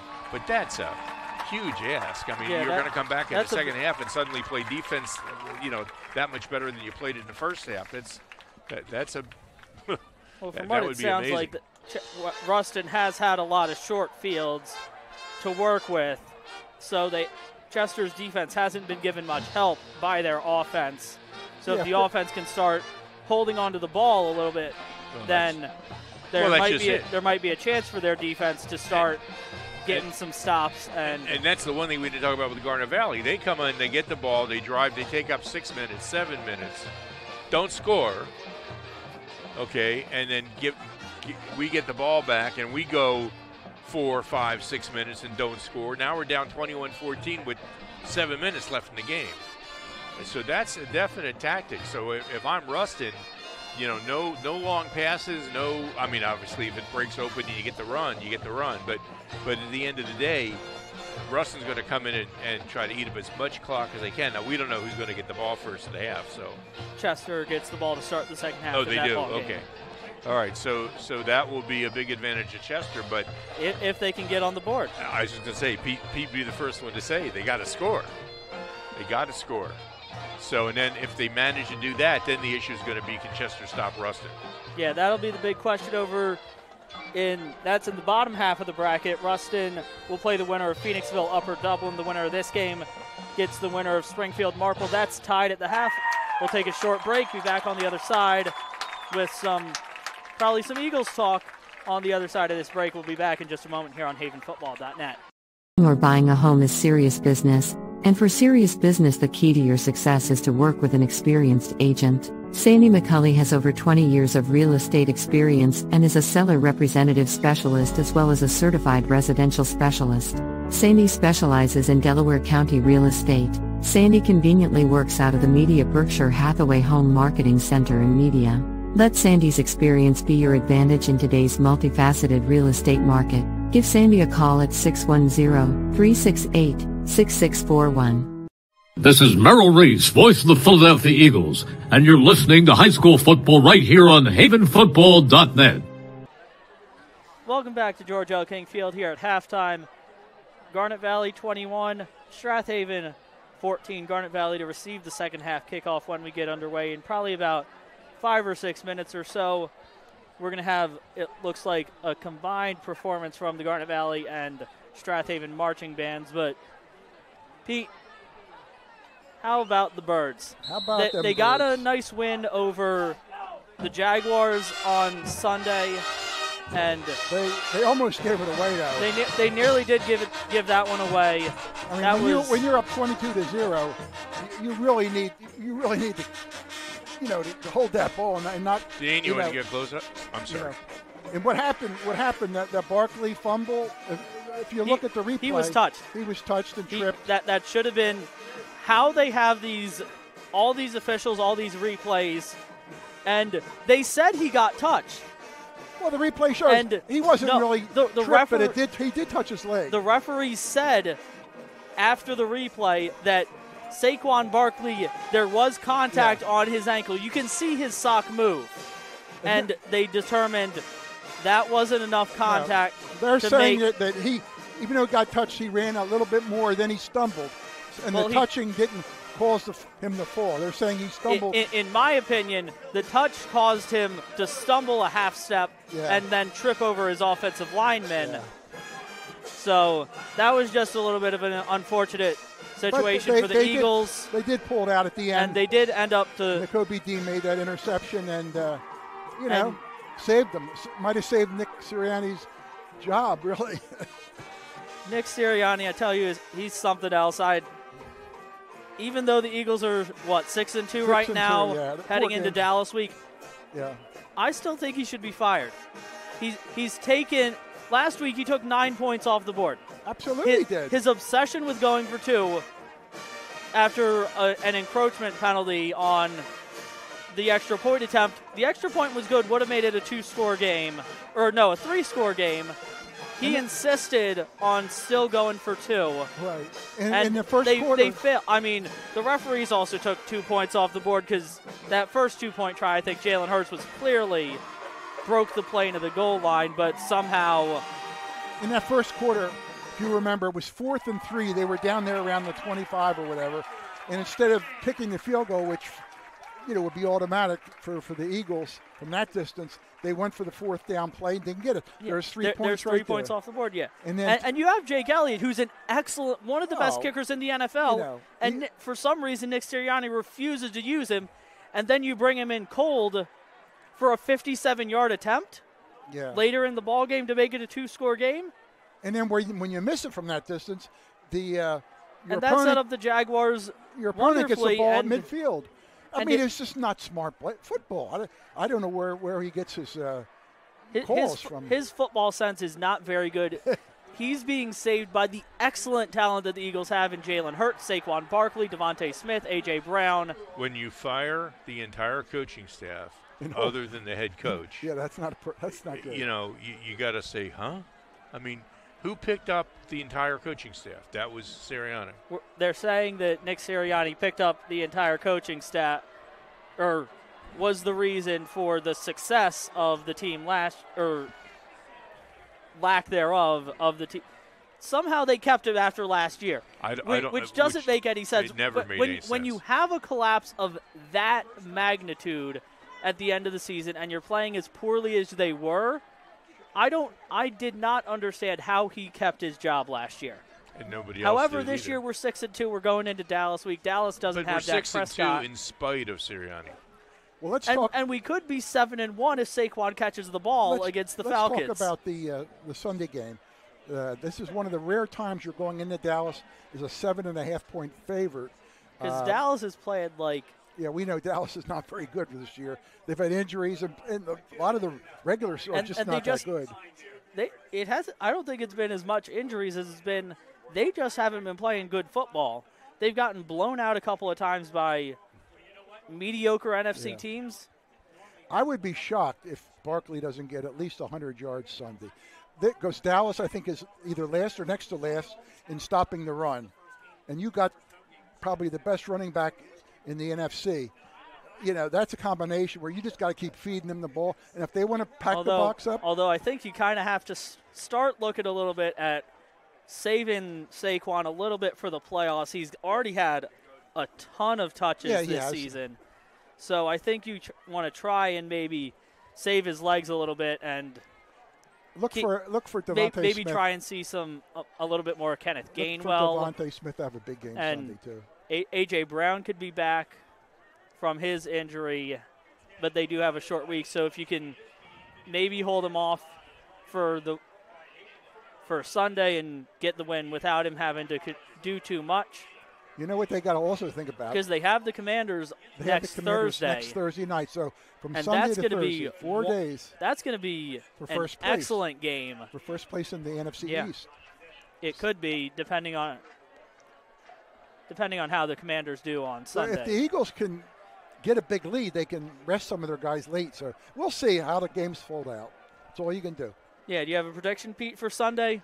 Yeah, I think the Eagles will win it like 35-17. Eagles defense is going to give up that many points. They've been playing well as of late. Here at George L. King Field, we'll take a short break, be back for the second half kickoff. Strath Haven trailing Garnet Valley 21-14 here on havenfootball.net. Do you have slow-running drains? Are you thinking about selling your home or property? If so, go to scarpignatoplumbing.com and schedule a technician. They are the area's only small plumbing company to offer in-house trenchless sewer and water main repairs. They also offer sewer lateral certifications for the surrounding communities. From faucets to water heaters, they can handle all your plumbing needs. Give them a call at 484-832-5566. This is Keith Jackson reminding you you're listening to high school football right here on havenfootball.com. Welcome back to George L. King Field. As we're getting set for the second half kickoff, Garnet Valley will get the opening kickoff of this second half and look to add to their 7-point lead. And hopefully they're hoping to make it 28-14. Strath Haven hoping to get a stop get the ball back and tie this ball game up and make it a very tight ball game for the final 2 quarters here. Sorry about that. Got to look for this Panther defense to get a big stop here when the Jaguars get the ball back. Maybe even a turnover for the Panthers would be nice. Yeah, they got to on this kickoff. They got to keep the Jaguars. I would hope to keep them inside the 30 if they could. That would be ideal, but we'll see. Maybe the Panthers go with a little short pooch kick. Hope their coverage team can get down and get good coverage. We'll see what the Panthers decide to do here as we're ready to start the second half. If they get booted into the end zone, it's an automatic 20-yard line. That would be great, but now you're risking a long run back. So I don't know. We'll see what happens. Looks like it'll be Matt Steyer to kick off for the Panthers. Deep for the Jaguars, Nolan Carroll. And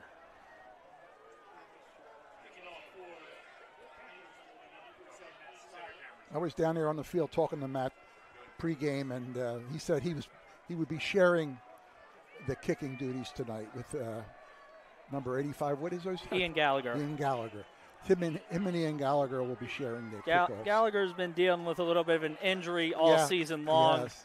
He's been fighting through it. Matt Steyer, the freshman's been doing excellent he's been excellent all season so far. And he told me from 40 yards in, he thinks he can get you 3 points. So Steyer has the ball teed up at the 40-yard line, and we're ready to go here in this second half. It'll be a high kick, comes down at the 15-yard line, and the Jaguars will take it and hook it, taken down at about the 27-yard line by the Panthers. Owen Burns on the return, number 43. And it'll be 1st and 10, Jaguars from their own 27-yard line. That was a good kick there. He kicked it short, a little shorter, but they kept him inside the 30, 27, and that's about as good as you can get there. So now let's see what the Panther defense can do. Single receiver split to the far side is Caden Kohler. O'Donohue, he'll hand it off up the middle. This time it's Gavin Rossello, his second carry of the night. Goes for a first down, 10 yards on that one. Looked like they had him pinned in there, Andrew, but he popped out of the pile, turned the corner there, and got himself a first down. Yeah, excellent work there from Rossello to find the hole and get the first down yardage. Garnet Valley with a large roster and some fresh legs here to start the second half with Rossello. O'Donohue will hand off right up the middle. Driving forward is number 44, Paxton Hunt. He'll pick up 3 on his 14th carry of the night. Yeah, that time they out to the 40-yard line. Shut down that run up the middle. It was a good defensive play. 2nd and 7, Caden Kohler split to this far side. Nolan Carroll in motion, go now slot to the near side. Split backs in the backfield. Carroll motions a little bit closer to the formation. They'll go toss play. That is Hunt with the carry out to the 46-yard line, pickup of 6. Brings up 3rd and 1 for the Jaguars. From the Panther 46, from the Jaguar 46-yard line, pardon me.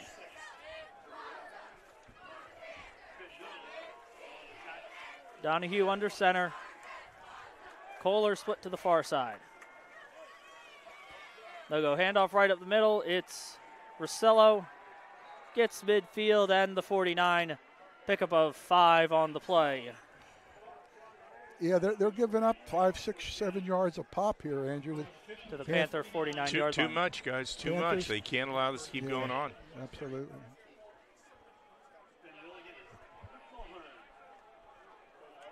Kohler checks out of the ball game for Caden Ollinger. Single receiver split to the far side is Carroll. Handoff right up the middle for about 3 is once again Paxton Hunt. Pardon me, Gavin Rossello on that carry.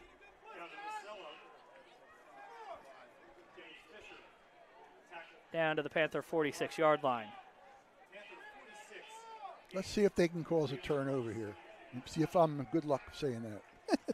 Carroll split to this near sideline, split backfield for the Jaguars. O'Donohue will keep it.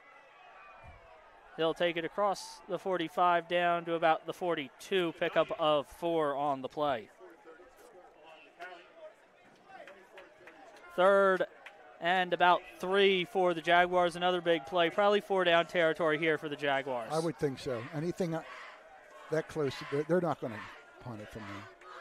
Unless you had a negative play, you could potentially see a punt here for the Jaguars. 3rd and 3. Caden Kohler split to this near side. They'll motion Carroll out to this near side as well. He'll be in the slot.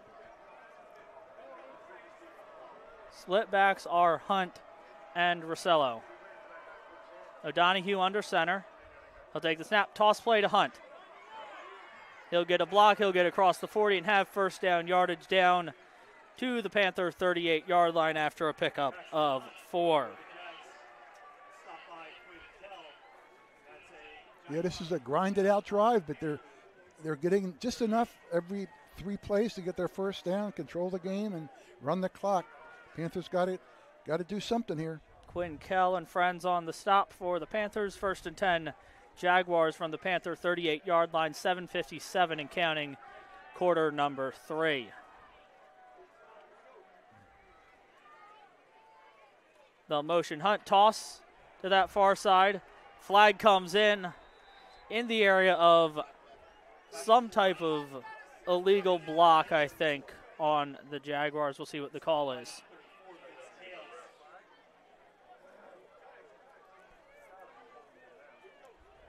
It'll be a hold against Garnet Valley. And we've got an injured Panther down on the field. Looks like it's Shane Green potentially. We'll step aside, take a short break here on havenfootball.net.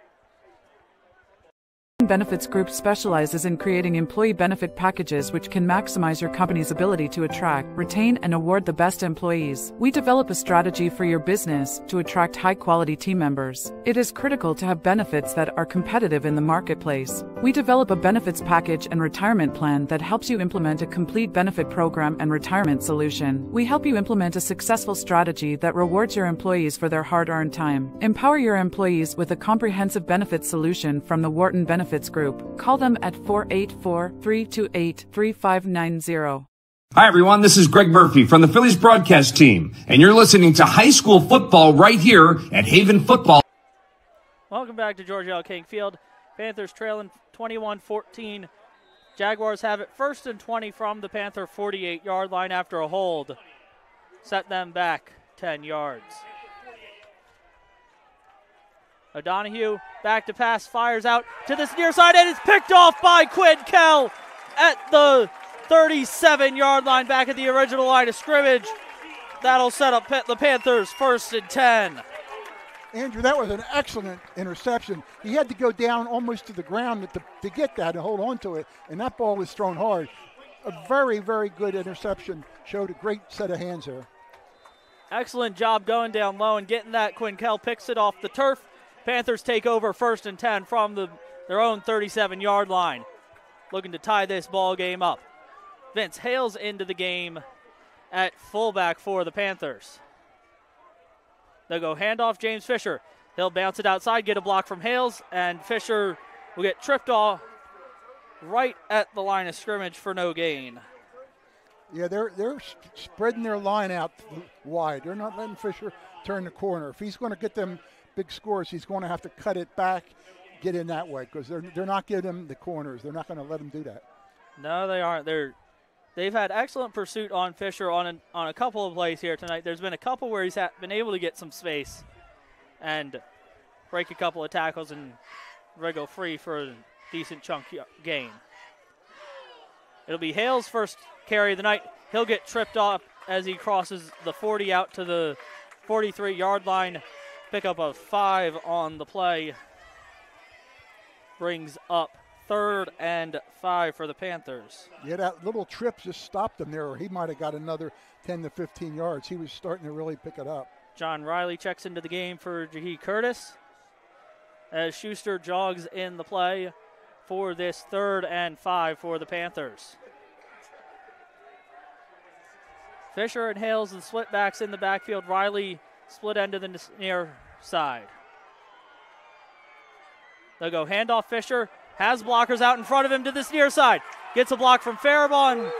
Bowls over a man as he steps out of bounds near the 35-yard line. Gain of 22 on the play. Now that time they did get the edge. They ran with, they had blocking in front to keep the defenders inside a little bit, which gave Fisher the edge and gave him that big gain. Great play. 1st and 10, Panthers from the Jaguar 35-yard line, 6:07 to play. Curtis checks back in to the ball game after Riley did an excellent job blocking the edge there for James Fisher to spring him for 22. Schuster hands off. It'll be Hales right up the gut. He'll power his way across the 30 and down near the 29 for a pickup of 5. Again on his 2nd carry of the night. Hales is a strong running back. He really is.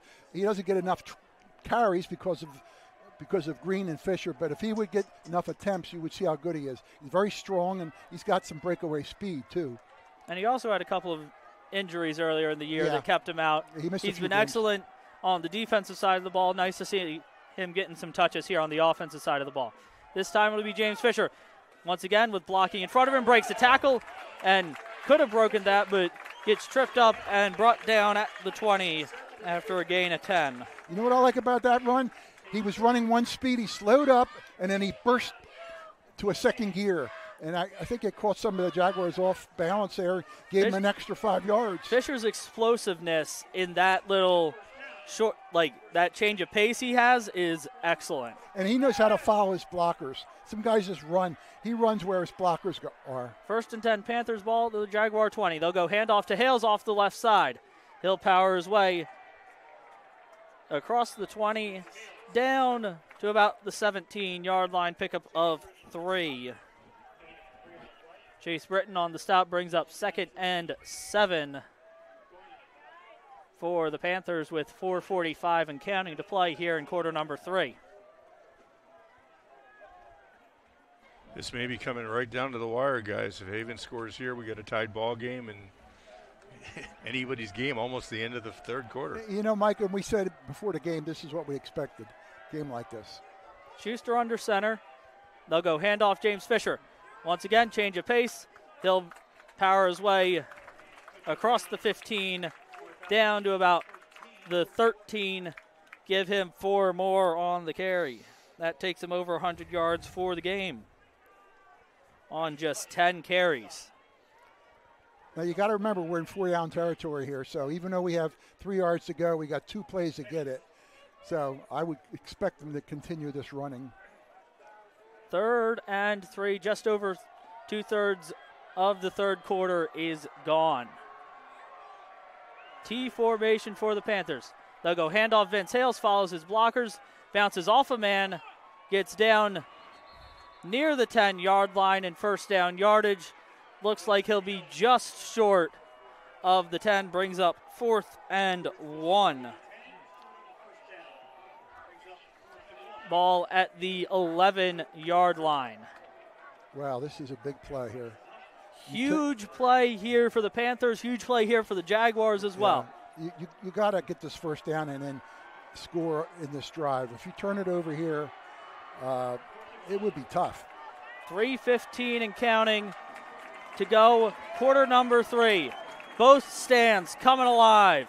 Schuster hands off. Hales has 1st down yardage inside the 10, down to about the 8-yard line, pickup of 3 on the play. Yeah, that was, I tell you, Vince Hales, he's got some great power up the middle there. And nice vision, wait for the blocks to set up, then hit the hole hard. Yeah, in these short yardage situations, he's a man you really want to use. First and goal for the Panthers. Ball at the 8-yard line, looking to tie this ball game up. Here as we near the end of the third quarter, James Fisher with speed, and he gets into the end zone! James Fisher from 8 yards out. Great run. He turned the corner there, didn't go all the way to the corner, but he turned back and just flew into the end zone. Extra point waiting to tie the game up, unless they go for two, which I don't think they will. They're not Sirianni, right?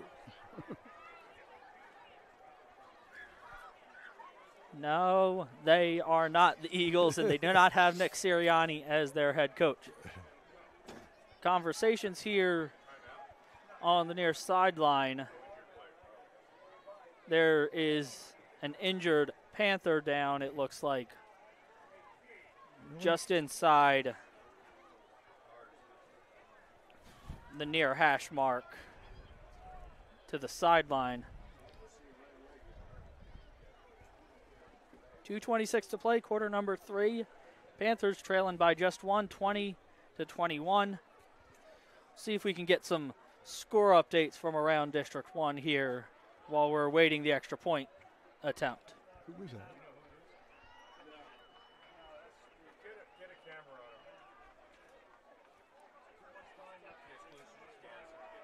Rusted now up 28-0 on Chester. 5 minutes to go in quarter number 3. North Penn still up 15-8 on Haverford with 9:20 to go in the third quarter.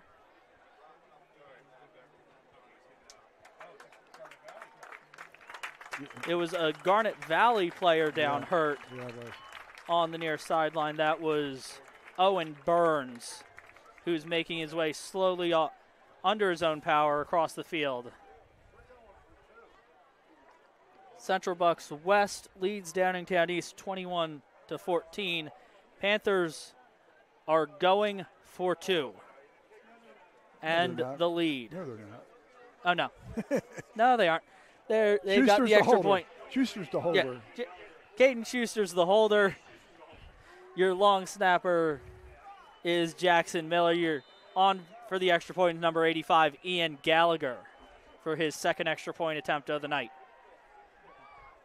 Snap, spot, the kick is away, and the kick from Gallagher is good, and we are tied at 21, 2:26 to play in quarter number 3. We'll be back on havenfootball.net.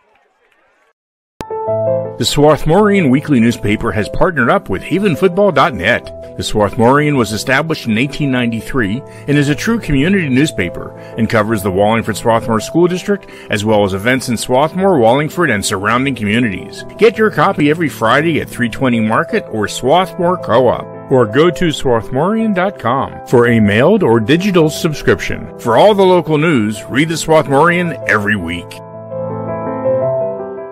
Hey fans, this is Todd Lights, public address announcer for the Los Angeles Dodgers, and you are listening to high school football right here at havenfootball.net. Welcome back to George L. King Field. All tied up at 21, 2:26 to play in quarter number 3 between the Panthers and the Jaguars in this District 1 5A quarter final matchup. Winner to play the winner of Springfield and Marple, which is still tied at 14 apiece into the third quarter.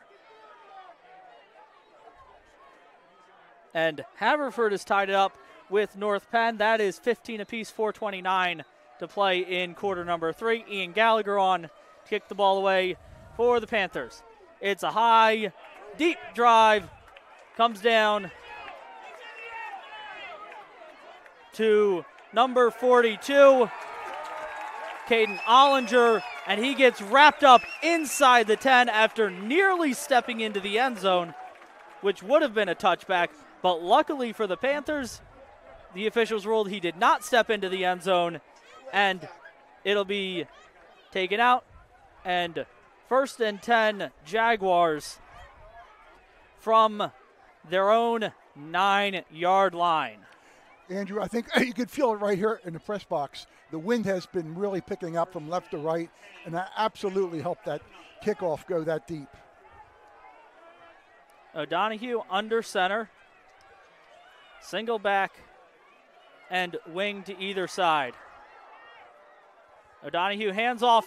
He gets met immediately by Landon Barlow, but powers forward out across the 10, out near the 15. For 6 yards is Gavin Rossello. Yeah, they hit him right away, but he powered his way, like you said, to the 15. A strong run and a great tackle by the Panthers, but strong run. 2nd and 4 as we've ticked under 2 minutes to play here in quarter number 3. Toss play to Rossello. Has speed across the far sideline, out across the 25. Tripped up as he hits the 26-yard line. Pickup of 11 on the play.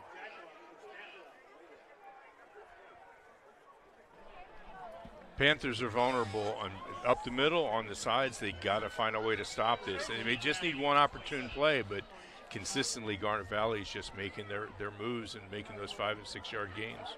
1st and 10, Jaguars ball at the 27-yard line. O'Donohue under center once again. They'll go handoff up the middle with Rossello. He's brought down immediately after just a gain of 1. 2. Pardon me, that was 21 Luke Vaughn on the carry for a pickup of 2 on his first carry of the night. Brings up 2nd and 8. 45 seconds to go and counting, quarter number 3. O'Donohue under center, motions Carroll.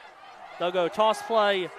It's Rossello with speed, and there's a flag comes in the area of holding. This one will be coming back.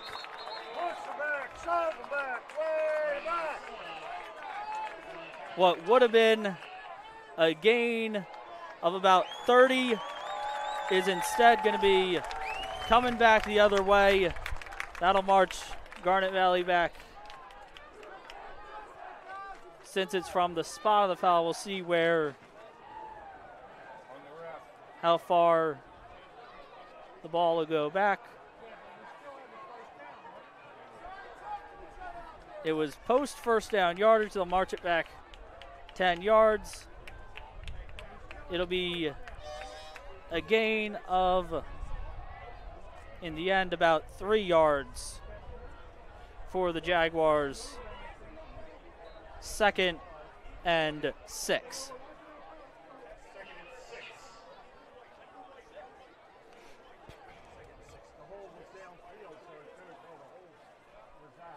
Second and 6 for the Jaguars. It'll be Caden Kohler split to the far side. They'll motion Nolan Carroll across the formation. O'Donohue hands off up the middle to, that is Gavin Rossello for first down yardage. And a gain of 6.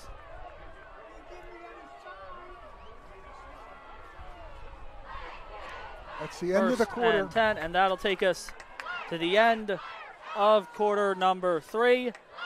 We've got 12 minutes to go in this PIAA 5A quarterfinal.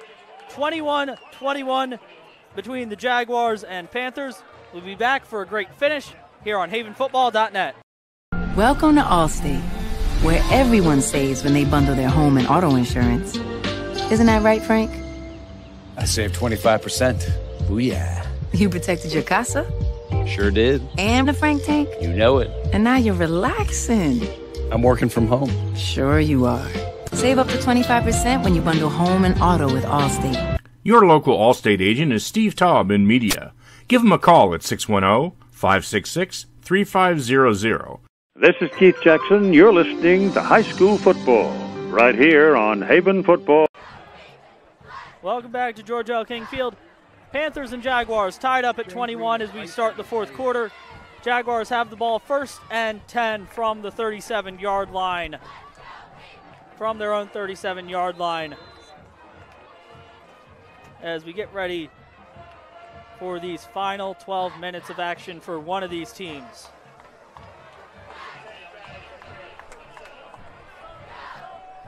Jaguars come out 2 receivers to this near side. They'll motion And it'll be a handoff up the middle. Pickup of 3 or 4 out to the 41-yard line. Paxton Hunt on the carry. They'll give him 4 out to the 41. Yeah, those up-the-middle runs are getting 3, 4, 5 yards, and, they just keep doing it. The Panthers are probably getting a little tired now, so we'll see if they can just tighten it up. 2nd and 6 for the Jaguars. Rosello, the single back in the backfield. Carroll and Hunt wing to either side. They'll go handoff Rosello.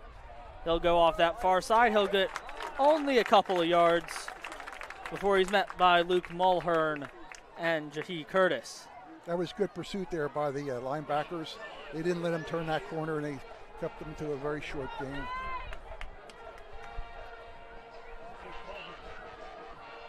Pickup of 3 brings up 3rd and 3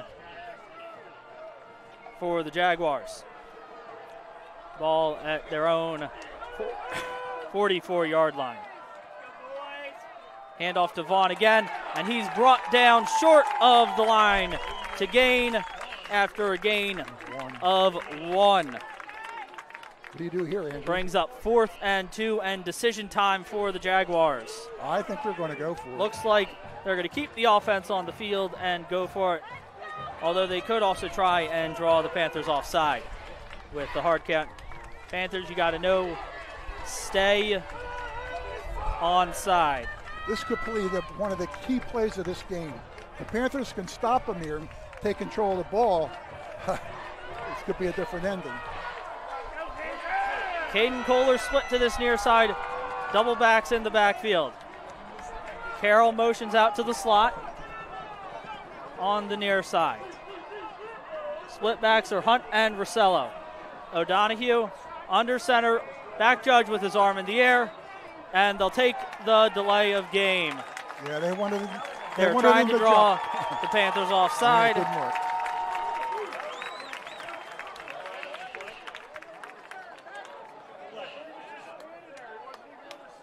And now you got to make sure they don't do a fake punt.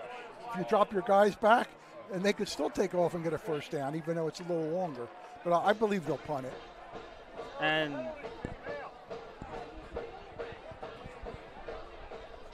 there's appears to be some slight confusion as to where the ball is. Ball was at the 45. It'll now go back to the 40. It's 4th and 7. And Paxton Hunt on the punt for the Jaguars. Standing deep for the Panthers, Ben Milligan and James Fisher.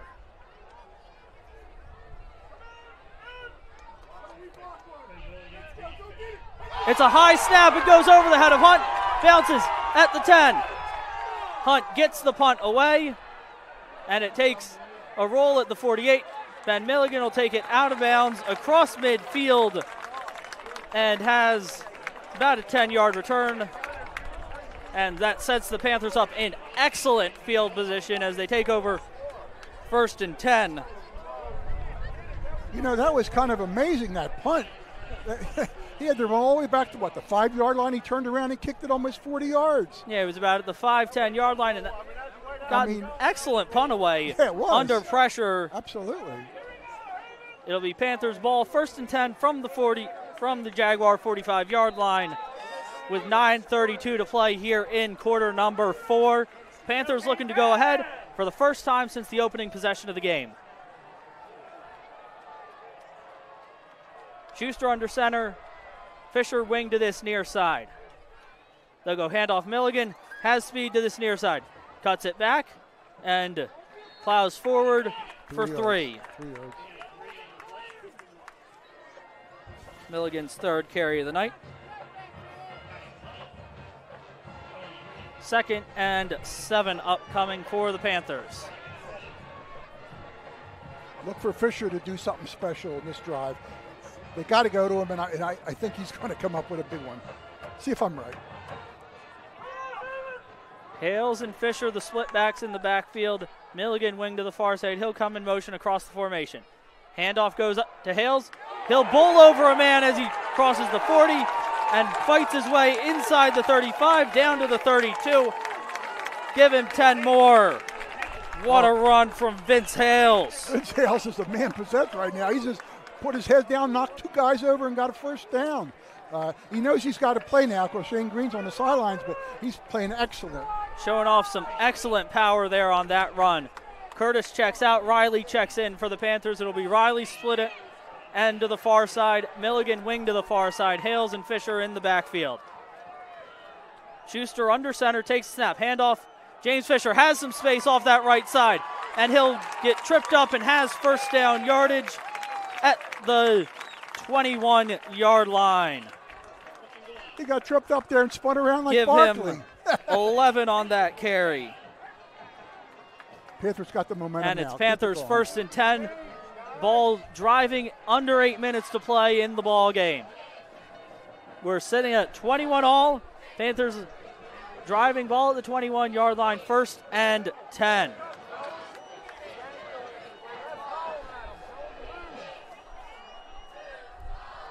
Schuster under center, Fisher wing to this near side. Calling out the signal. Handoff goes to Hales.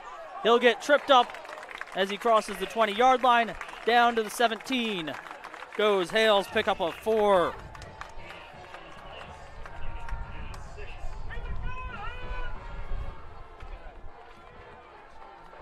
Rossello and Donaghy check out for a couple of extra linemen for the Jaguars.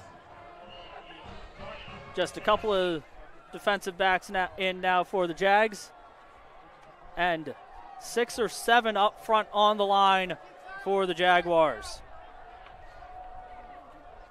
Schuster under center, Milligan wing to the far side. They'll go Fisher. He'll get met at the 15-yard line, pickup of just 2. Yeah, he was getting ready to cut that run back inside, but the linebackers were waiting for him. Excellent play by the Garnet Valley defensive line. Defensive line was able to set the edge, let the linebackers slow to the play and make the tackle. Yep. Ball at the 15-yard line. 2nd, 3rd, and 4 for the Panthers. John Riley checks in. Curtis comes out as Schuster jogs the play in for the Panthers. 6:20 and counting here in the 4th quarter of this quarterfinal ball game. T formation. And we've got a timeout.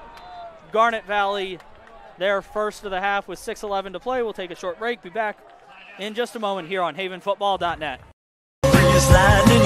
Your car is probably your second biggest investment, and AMF Auto Clinic in Brookhaven wants to keep that investment in tip-top shape. AMF Auto Clinic has been maintaining automobiles since 1961, and they take pride in their work and in keeping your car in perfect running order. From inspections to general maintenance and repair, you can trust your auto investment to AMF Auto Clinic in Brookhaven. Call for an appointment today at 610-872-2167. Hi, everyone. This is Greg Murphy from the Phillies broadcast team, where high school football never sounded so good, right here at Haven Football. Welcome back to George L. King Field. 6 minutes and 11 seconds to play here in the ball game. Panthers driving, 3rd and 4. Ball at the Jaguar 15-yard line. A couple of quick score updates. After 3, North Penn on top of Haverford, 22-15. And after 3 quarters, Marple and Springfield still tied at 14. That's a surprising score. Surprising score there. Tie ball game here, 21 apiece. Caden Schuster under center. James Fisher wing to this near side. It'll be a handoff to Vince Hales. He'll power his way inside the 10, inside the 5, and into the end zone! Vince Hales goes for 15 yards into the end zone. Panthers back on top. 27-21 with 6:04 to play in quarter number 4. Vince Hale had 2 men on his back. He carried them the last 5 yards and disposed them in the end zone. Wow. What a run from Vince Hales. Matt Steyer looking to tack on the extra point. Snap, spot, kick is away, and the kick is good. Panthers up by a touchdown, 28-21, 6:04 to play here in quarter number 4. We'll be back here in just a moment on havenfootball.net. alumni, and friends supporting kids, is a fiscal partner of the Foundation for Wallingford Swarthmore Schools. ASK strives to bridge the gaps in access to educational resources so that WSSD students have a holistic school experience. ASK helps students K-12 with items, services, and resources to support and enhance their educational experience with a focus on academic, artistic, athletic, and social enrichment. ASK scholarship forms are available on the WSSD website as well as through the school counseling department. Hello, everyone. I'm Ron Jaworski, former Philadelphia Eagles quarterback, and you're listening to high school football right here on Haven Football. Welcome back to George L. King Field. Panthers on top for the first time since late in quarter number 1, leading 28-21. 6:04 to play in quarter number 4. Ian Gallagher on to kick the ball off to the Jaguars. Nolan Carroll and Caden Ollinger, or Owen Burns standing deep for the Jaguars. In the bottom half of the 5A bracket, Westchester Ruston running away with their ball game, 31-0 over Chester. Upper Dublin takes the lead quickly early in the fourth quarter on Phoenixville, 28-21 with 10:20 to play. Here, Gallagher boots it away. It's high. Comes down at the 15-yard line, bobbled momentarily, and has space across the 25, out near the 30, before being brought down by Billy Doherty, and Nick Faribaugh was number 43, Owen Burns. They kept them inside the 30, Andrew, and that's what you want. If you can keep your opponent inside the 30 on any kickoff, that's considered a good play. It'll be 1st and 10 for the Jaguars from their own 29-yard line with 5:57 to play here in quarter number 4.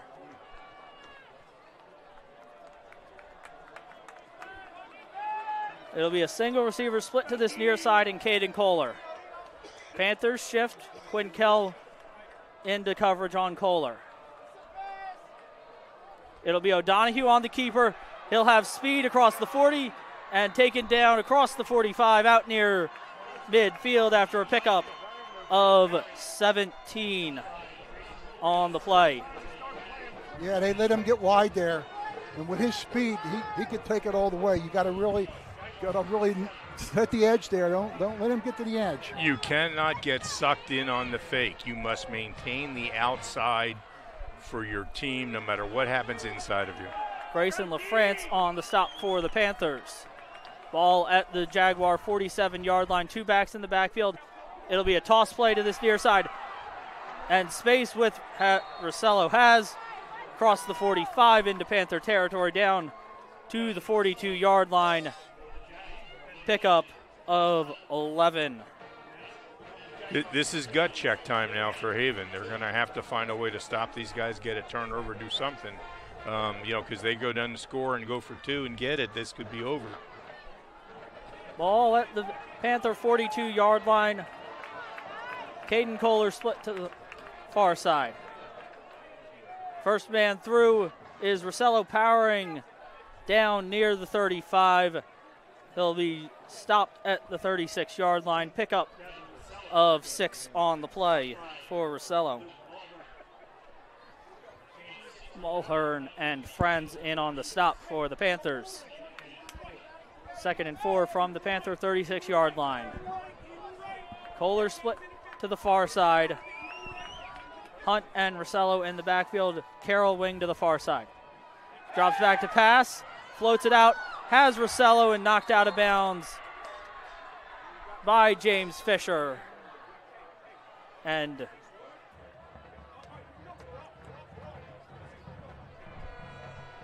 couple players a little bit slow getting up, but nobody looks any the worse for wear. Yeah, they went flying out of bounds there with the push, and they hit pretty hard. But they're up and okay. Another Garnet Valley first down. Pickup of about 15 on the play. Yeah, they got down there awful quick, Andrew. Haven's got to tighten it up. It'll be a handoff to Rossello. He'll get met in the hole and continue driving his legs That'll get 3 yards down to the 19-yard line for Rosello. Clock is running. Clock is running, 4:20 and counting here in the fourth quarter. Well, we said pregame this could go down to the wire, and guess what? It is. O'Donoghue under center, Carroll wing to the far side. He'll go in motion. It'll be a pitch to Carroll. He'll get met and blown up at the 15-yard line. Excellent stop there by Nate Lynn. That was a great tackle. He hit Carroll, and Carroll went straight down. I mean, excellent tackle. He'll get 5 on just his second carry of the night. 3:40 and counting. 4-down territory here for the Jaguars. O'Donoghue under center. 2 receivers to the far side. Kohler far on the hash mark. Carroll slot to the far side. Toss play to Rosello. Good pursuit from Landon Barlow, but breaking a tackle and getting into the end zone is Gavin Rosello with 3:19 to play here in quarter number 4. A couple of missed tackles from the Panthers, and Rosello fights his way for 15 yards into the end zone. Yeah, 2 of the Panthers could have made that stop, but he slipped through their hands and went in for the score. Now they'll try to tie the game up here and make it 28 apiece with 3:19 left in the fourth quarter. Carroll the holder. Your long snapper is Joe DiMariano. On for the extra point is Mike Medici. Kicking into the Panther band. Snap is good. The kick is away, and the kick is good. We're all tied up once again. 28-all, 3:19 to play. Panthers getting the ball when we come back here on havenfootball.net. Looking for pre-K childcare with an emphasis on learning? Ducklings Early Learning Center is available for children 6 weeks to 5 years old within 1 block of Nether Providence Elementary School on Moore Road in Wallingford. At Ducklings, our college-educated teachers create a safe, nurturing, educational environment in our beautiful facility. Call Ducklings today for an appointment at 610-936-9400. This is Merrill Reese, voice of the Philadelphia Eagles, where high school football never sounded so good, right here at havenfootball.net. Welcome back to George L. King Field, where we're all tied up with 3:19 to play. 28-all between the Panthers and the Jaguars. Standing deep to return for the Panthers, 24, Nate Lynn. Number 5, James Fisher, and number 8, Ben Milligan. Deep to return. Panthers, all they need is a field goal with 3:19 to play. They have all 3 timeouts, and we'll see what the Panthers can do. Matt Steyer says he's good from 40 yards in. But we'll see if the Panthers need him here tonight. I'd rather see Matt kick an extra point, though, wouldn't you? Absolutely. I'd rather see the Panthers end this drive in the end zone with no time left. Medici on to kick it away from the 40-yard line. Ball's teed up just inside this near hash, and it's kicked away. And it'll go into the end zone for a touchback. The Panthers have 80 yards to go. Three timeouts on their side. 3 minutes and 19 seconds on the clock. So you have that strong left to right wind at his back, and it's not surprising that went that far. So field goals you might need to get a little closer than 40 to attempt one, because you'll be kicking into the wind here. Yeah, absolutely. They don't really want to do that. They want to score 7. Yeah, I'd rather this end with 6 in the end zone, but if it has to end with the ball going through the uprights for 3 to win the ball game, that'd be okay by me. If you're the Panthers, what you do not want to do is go 3 and out and give the ball back to the Jaguars with a chance to win the game. You've got to control the ball. Hales and Fisher in the backfield. Wing to the far side is Milligan. They'll go handoff James Fisher. He'll get met at the line of scrimmage and stopped for no gain. He gets taken down a little bit late, but no flags come in. Gain of just 1 on the first down play brings up 2nd and 9.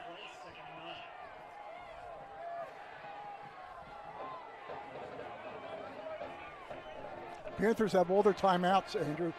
Jaguars only have 2 timeouts. They had to call one earlier. See if that has any effect on the final here. Panthers get to the line quickly. 2:40 and counting to play here in the ball game. Schuster under center.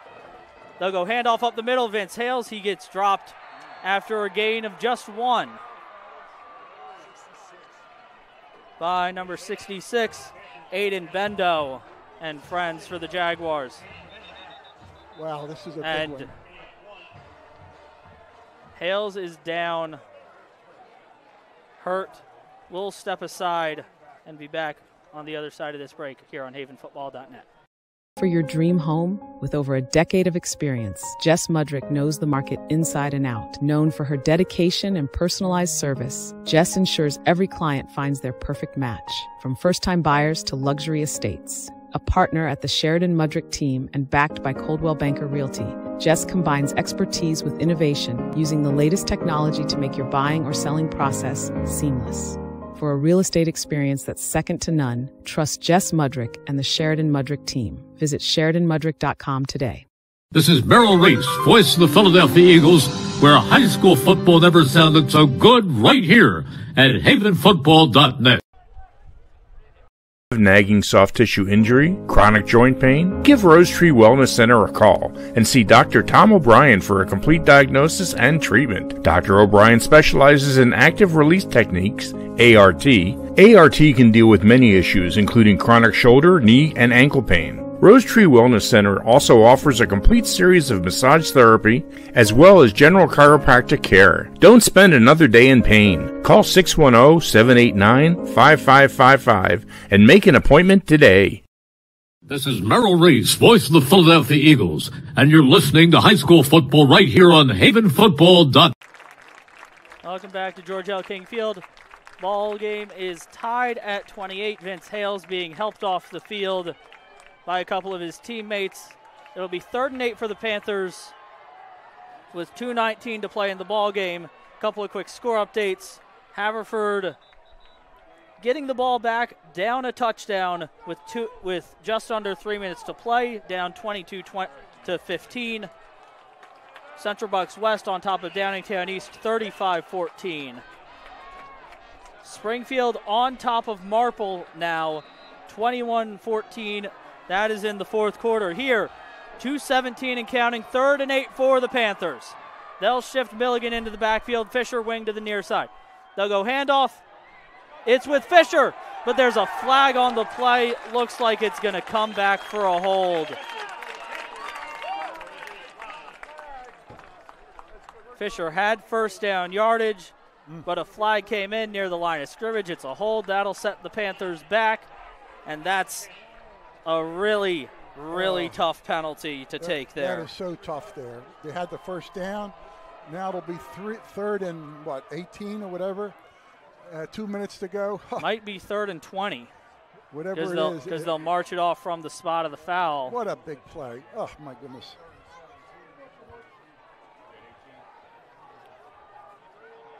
Ball is spotted at the 12-yard line. Panthers need the 30. 3rd and 18. .202 to play. We'll see if the Panthers decide to put the ball in the air here on 3rd down.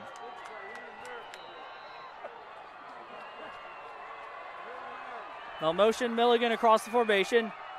They'll go handoff right up the middle, and that play goes nowhere for James Fisher. Pickup of 3 on the play. That was kind of a strange And the Panthers will be forced to punt. Timeout Garnet Valley with 1:52 to play in the ball game. We'll step aside and be back for the conclusion here on havenfootball.net. Or buying a home is serious business, and for serious business the key to your success is to work with an experienced agent. Sandy McCulley has over 20 years of real estate experience and is a seller representative specialist as well as a certified residential specialist. Sandy specializes in Delaware County real estate. Sandy conveniently works out of the Media Berkshire Hathaway Home Marketing Center in Media. Let Sandy's experience be your advantage in today's multifaceted real estate market. Give Sandy a call at 610-368-6641. This is Merrill Reese, voice of the Philadelphia Eagles, and you're listening to high school football right here on havenfootball.net. Welcome back to George L. King Field. 1:57 on the clock here in quarter number 4. Panthers are going to punt. Nolan Carroll stands deep, awaiting the punt from Ben Milligan, who stands at his goal line. Nolan Carroll stands with his heels on the 50. Awaiting the punt here on 4th and 16.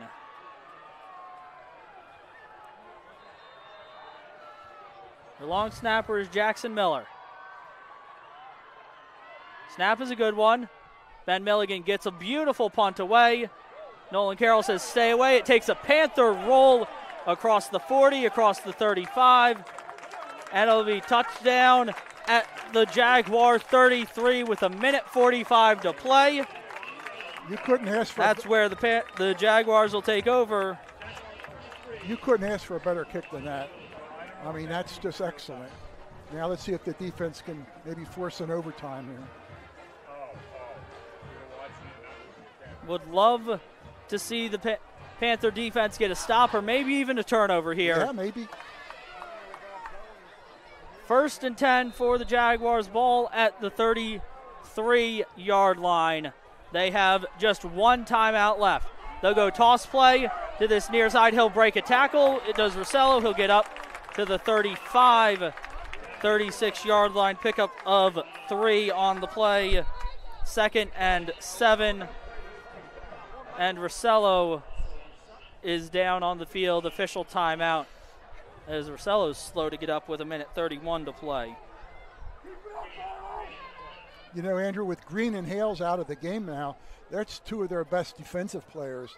So this is really tough for the Panthers here. They got to really buckle up, and some of these second stringers or whatever, whoever has to take their place, has to come up big. Absolutely. We're looking at a couple of the JV guys, a couple of guys that'll see some really good snaps next year at the varsity level. And we'll hope that the issue is going to be if Garnet Valley can get down, they've got to run the length of the field, in 1:30. If they don't go into overtime. Overtime is a problem as well because the ball sets up on the 10. You get 4 plays to get into the end zone or get a field goal or turn it over. With missing 2 of our major running backs, that becomes problematic. And Garnet Valley tonight has shown a particular penchant to be able to get 10 yards without too much problem. We have usually, now part of it will be if somebody has a foul and now it becomes instead of 10 yards, 15 yards or 20 yards, that becomes a problem. Both teams have good field goal kickers as well. So if you have to settle for a field goal, you can. But the key is either Haven needs a turnover here or at least a stop so we can go into overtime. I think, Mike, you're going to see the Jaguars put the ball in the air. Maybe not on this play, but on this drive. I think that's what they're going to do. 2nd and 7 for the Jaguars. They'll go handoff to Paxton Hunt. He'll get met at the line of scrimmage. He'll push his way forward to the 40 for a pickup of 4. It'll be 3rd and 3 for the Jaguars. They're moving quickly as we tick down to a minute to play. Huge play here for the Panthers. We'll see if they can get a big stop.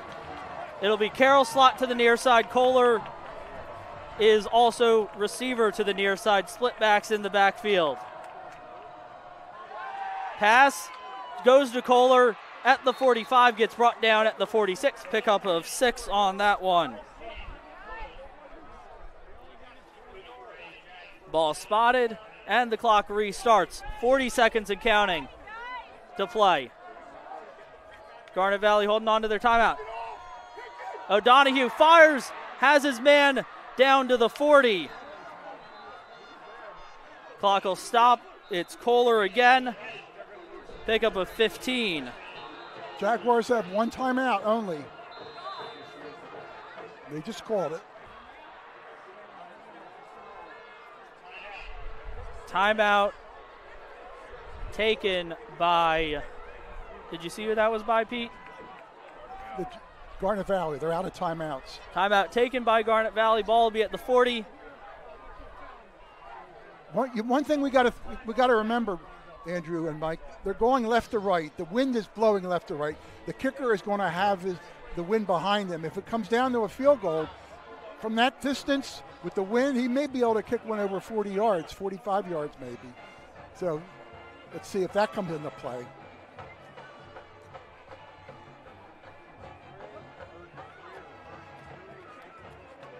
There'll be 29 seconds on the clock when we restart play.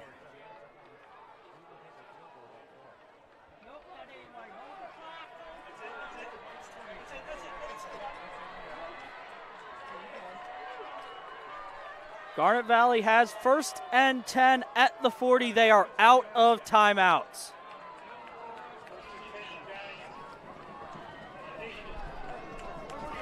Strath Haven looking for a big stop here.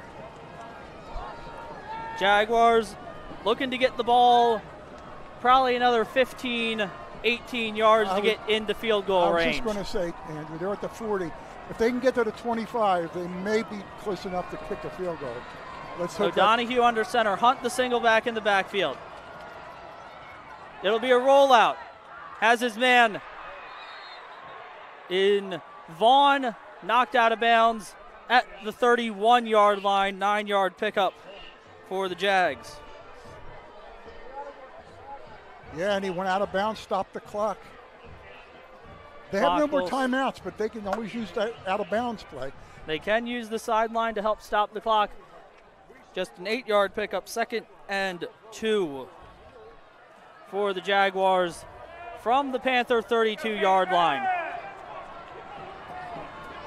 O'Donoghue under center, straight drop back. Players getting held. Pass is caught by Kohler at the 4-yard line. It looked like there was a missed hold inside. Looked like one of the offensive linemen had his hands all up in Jahi Curtis's jersey. But with 18 seconds left, it'll be 1st and goal Jaguars from the 5. Wow, it's almost like an extra point if they try the field goal here.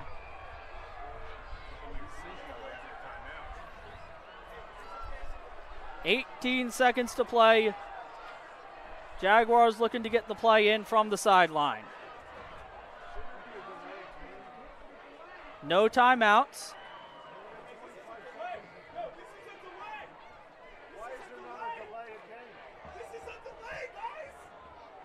Back judge with his hand in the air.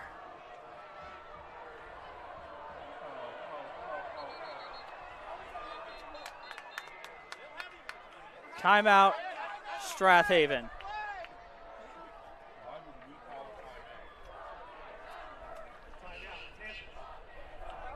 Why? Why not? Clock wasn't running. Why not? No, they want to talk it over. You got 3 timeouts. They were going to snap the ball before the back judge. I don't know. Okay, if got you say to 0. so. It looked like because they got up to the line pretty quickly after getting out of the huddle. But I'm not quite sure how there wasn't a delay on that play. Garnet Valley took an awfully long time getting to the line of scrimmage, and they were in the huddle forever. Getting the play in from the sideline. It took about 35 seconds between when the play clock would have started and when the play came in from the sideline. It's crazy how there was no flag on that play for delay of game, and there was no call for holding. No call for holding on the couple of completion. Things are going against the Panthers here. 1st and goal Jaguars, ball at the 5-yard line. Play clock started. They'll run Kohler out to the far side as a single receiver. Two men in the backfield. Toss play to Hunt. He'll cut it back. He'll get brought down. And clock running, 10 seconds to play. O'Donoghue under center, 8 seconds. And they'll spike it with 4.5 seconds on the clock and jog the field goal unit onto the field. Yeah, that's what we thought was going to happen. Outstanding game, time clock management, though. Just outstanding, particularly for high school. And also, the Jaguars were on the far hash. They were able to center the ball here so that it's not an angled kick for what could be the win. Strath Haven will call a timeout here with 5 seconds to play, try and ice the kicker. Well, this has been everybody who spent their $7.50 getting their money's worth tonight. You know, we were concerned that Haven would not be able to find a way to stop Garnet Valley. That's been the case pretty much all night tonight. They were able to pound the ball back and forth, but when push came to shove, could not stop Garnet Valley. And now this is, even for high school, this is for a kid that's got a legs, this is pretty much of a chip shot. We'll see how it goes. Could be a bad snap, could be, but he's got the wind behind him, so he's really got some situations. And we've already seen one bad snap in this game from Garnet Valley on a punt. That was on a punt, though. From 20. Joe DeMariano to snap it, Nolan Carroll to hold it, Mike Medici to kick the ball. Snap, spot, the kick is blocked! The Panthers block it! The Panthers come through the line. They've been getting through the line all night on extra points. They've gotten close on a couple of them, and this time they get through. Jahai Curtis makes the block, and the Panthers' season lives on. Curtis. Yeah. We're going to overtime. 28-28 here on havenfootball.net. We'll step aside and be back for overtime in just a moment here on havenfootball.net. Do you have slow-running drains? Are you thinking about selling your home or property? If so, go to scarpignatoplumbing.com and schedule a technician. They are the area's only small plumbing company to offer in-house trenchless sewer and water main repairs. They also offer sewer lateral certifications for the surrounding communities. From faucets to water heaters, they can handle all your plumbing needs.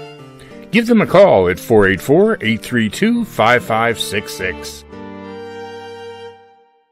This is Keith Jackson reminding you you're listening to high school football right here on havenfootball.net. Welcome back to George L. King Field. Overtime here between Strath Haven and Garnet Valley. 28 all, 48 minutes, not enough to decide a winner between these two competitive Central League teams. They've been back and forth over the years. They've shared the Central League title each of the last 3 years. How fitting that this game comes down to overtime. In that last play, Andrew, they put Curtis right in the center of the line. Now, he's number 81. He's the tallest guy out there. He had a block last week, returned for a touchdown. He just broke through the middle of the line and just completely smothered that kick to send this game into overtime. What a ball game we got. 28 apiece, overtime, two great teams, playoffs. And like Mike said, where will you get a better deal for $7.50? Nowhere. We'll take another look at the replay. Jahai Curtis coming right through the middle of the line. Couple of Panthers do an excellent job to get to block their blockers and allow the lane for Curtis to come through and block the kick.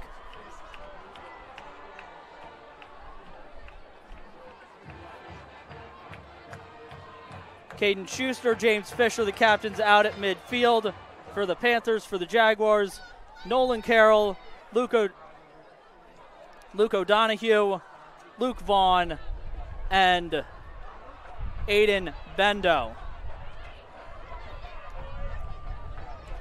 They got to go into overtime without Curtis, or without Vince Hales, and without Shane Green. And they're two of their best runners, so it's going to be tough.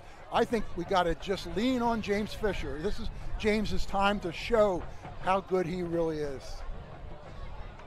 Shane Green's got his helmet on the sideline, talking to one of the coaches. He wants to go in. But so we'll see if they let him go in. I don't see. He didn't see the field for that last Haven possession, but we'll see if it's different here in overtime, if they'll let him play.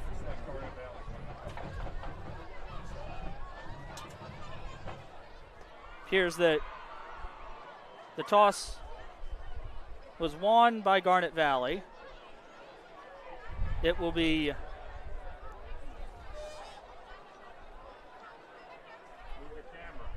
Garnet Valley ball.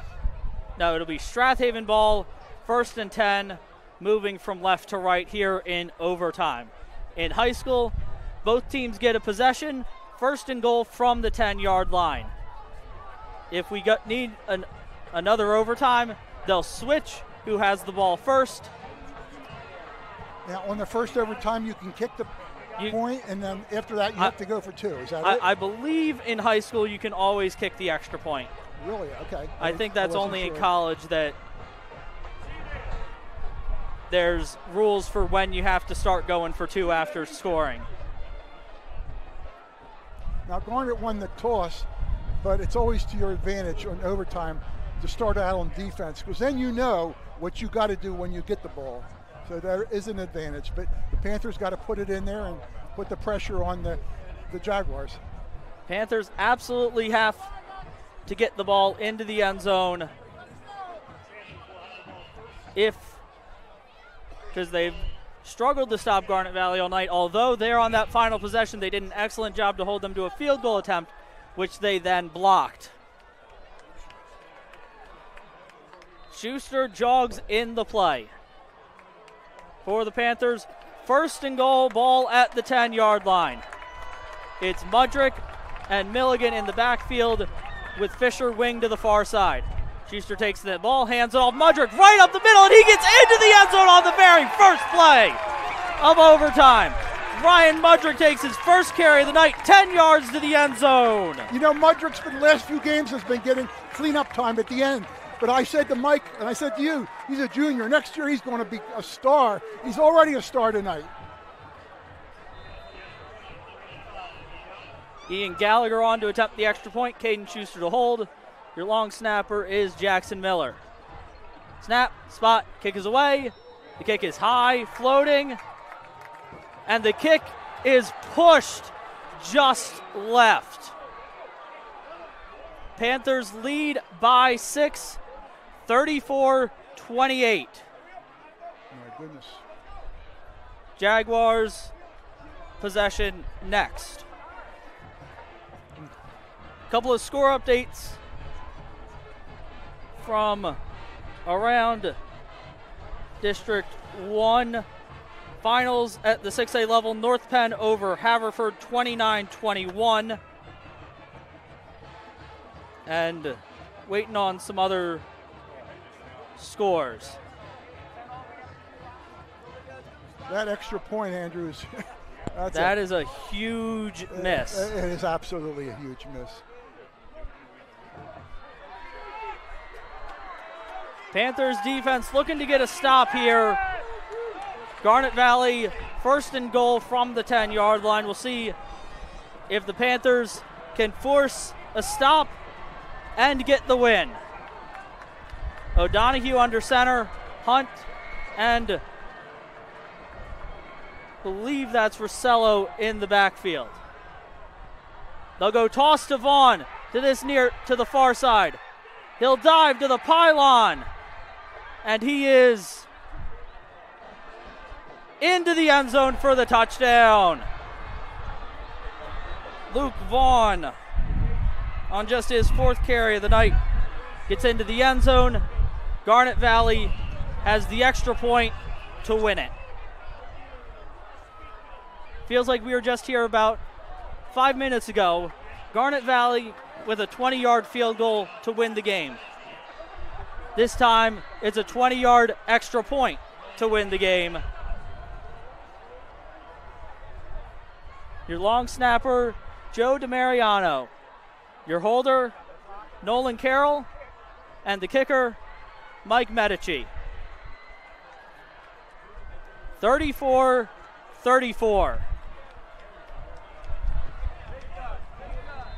Here in overtime. Haven fans getting loud. Panther defense hoping to get another blocked kick to force this game to a second overtime. The snap is a bit low. The kick is away, and the kick is good. Garnet Valley wins it 35-34 in overtime. And the Strath Haven Panthers season, a successful one, albeit maybe a couple weeks, comes to an end a couple weeks too early. We'll step aside, be back for the wrap-up here on havenfootball.net. Benefits Group specializes in creating employee benefit packages which can maximize your company's ability to attract, retain, and award the best employees. We develop a strategy for your business to attract high-quality team members. It is critical to have benefits that are competitive in the marketplace. We develop a benefits package and retirement plan that helps you implement a complete benefit program and retirement solution. We help you implement a successful strategy that rewards your employees for their hard-earned time. Empower your employees with a comprehensive benefits solution from the Wharton Benefits Group. Call them at 484-328-3590. Hi, everyone. This is Greg Murphy from the Phillies broadcast team, and you're listening to high school football right here at Haven Football. Welcome back to George L. King Field here at Strath Haven Middle School. Panthers fall in overtime in the District 1 5A quarterfinal to the Garnet Valley Jaguars. 35-31. 35-34 in overtime. The end of the high school football careers of Caden Schuster, James Fisher, Jahi Curtis, Ben Milligan, Bill Doherty, Nathan Lynn, Shane Green, Vince Hales, Dean Simone, Phil Collins, Mike Flanagan, Sean O'Neill, Nick Faribaugh, Josiah Robinson Leary, Cooper Murley, Ian Gallagher, and Alexi Gustafson. Hats off to all of the seniors for Strath Haven. Excellent season this year. Well played, well fought to the very end. What a game it was here tonight.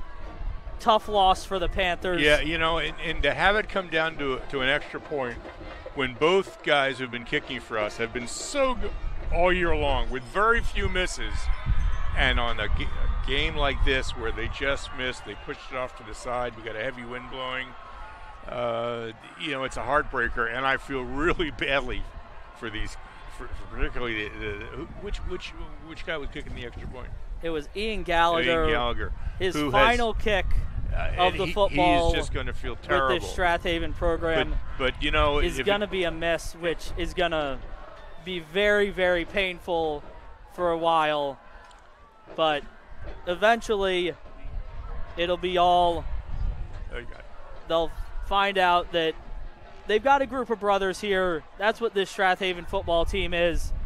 It's a group of brothers. We see that every year when we hear them talk at the banquet. And it's just an excellent group of guys.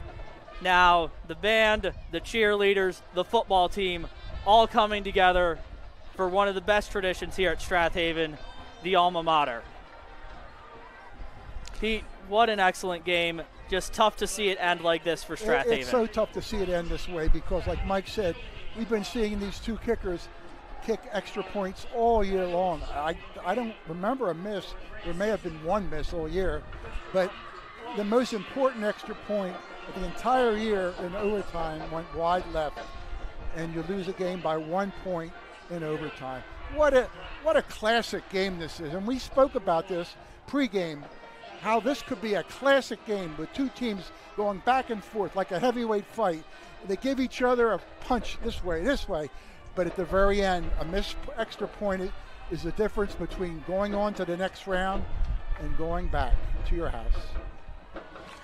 As for the other Delco teams, Springfield knocks off Marple 21-14. That Garnet will make the trip. That's amazing. Over to Springfield next week. Westchester Ruston blows the doors off of Chester 45-16. Their opponent looks like it'll be Upper Dublin, who scored a touchdown to take a 35-28 lead with 32 seconds to play in the fourth quarter in that one. We'll see you all next year for another Haven football season. For Dean Michelson and Bill Clancy on the cameras, for Pete Fulginetti and Mike Mayer doing the color commentary and the spotting, for Brian Carroll, who's led us through so many Strath Haven games over the years, I thank you all for all of your hard work here tonight. And we'll for see you all in August. We'll see you all next August for hopefully another Strath Haven Central League title and another deep run into the playoffs. But for everyone here at havenfootball.net, I'm Andrew Kaufman saying goodnight and great football. This video and audio broadcast is copyrighted by havenfootball.net Incorporated for the private use of our audience.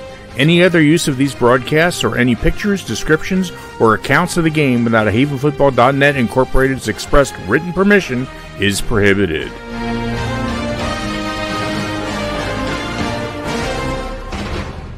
This is Merrill Reese, voice of the Philadelphia Eagles, and you're listening to high school football right here on havenfootball.net.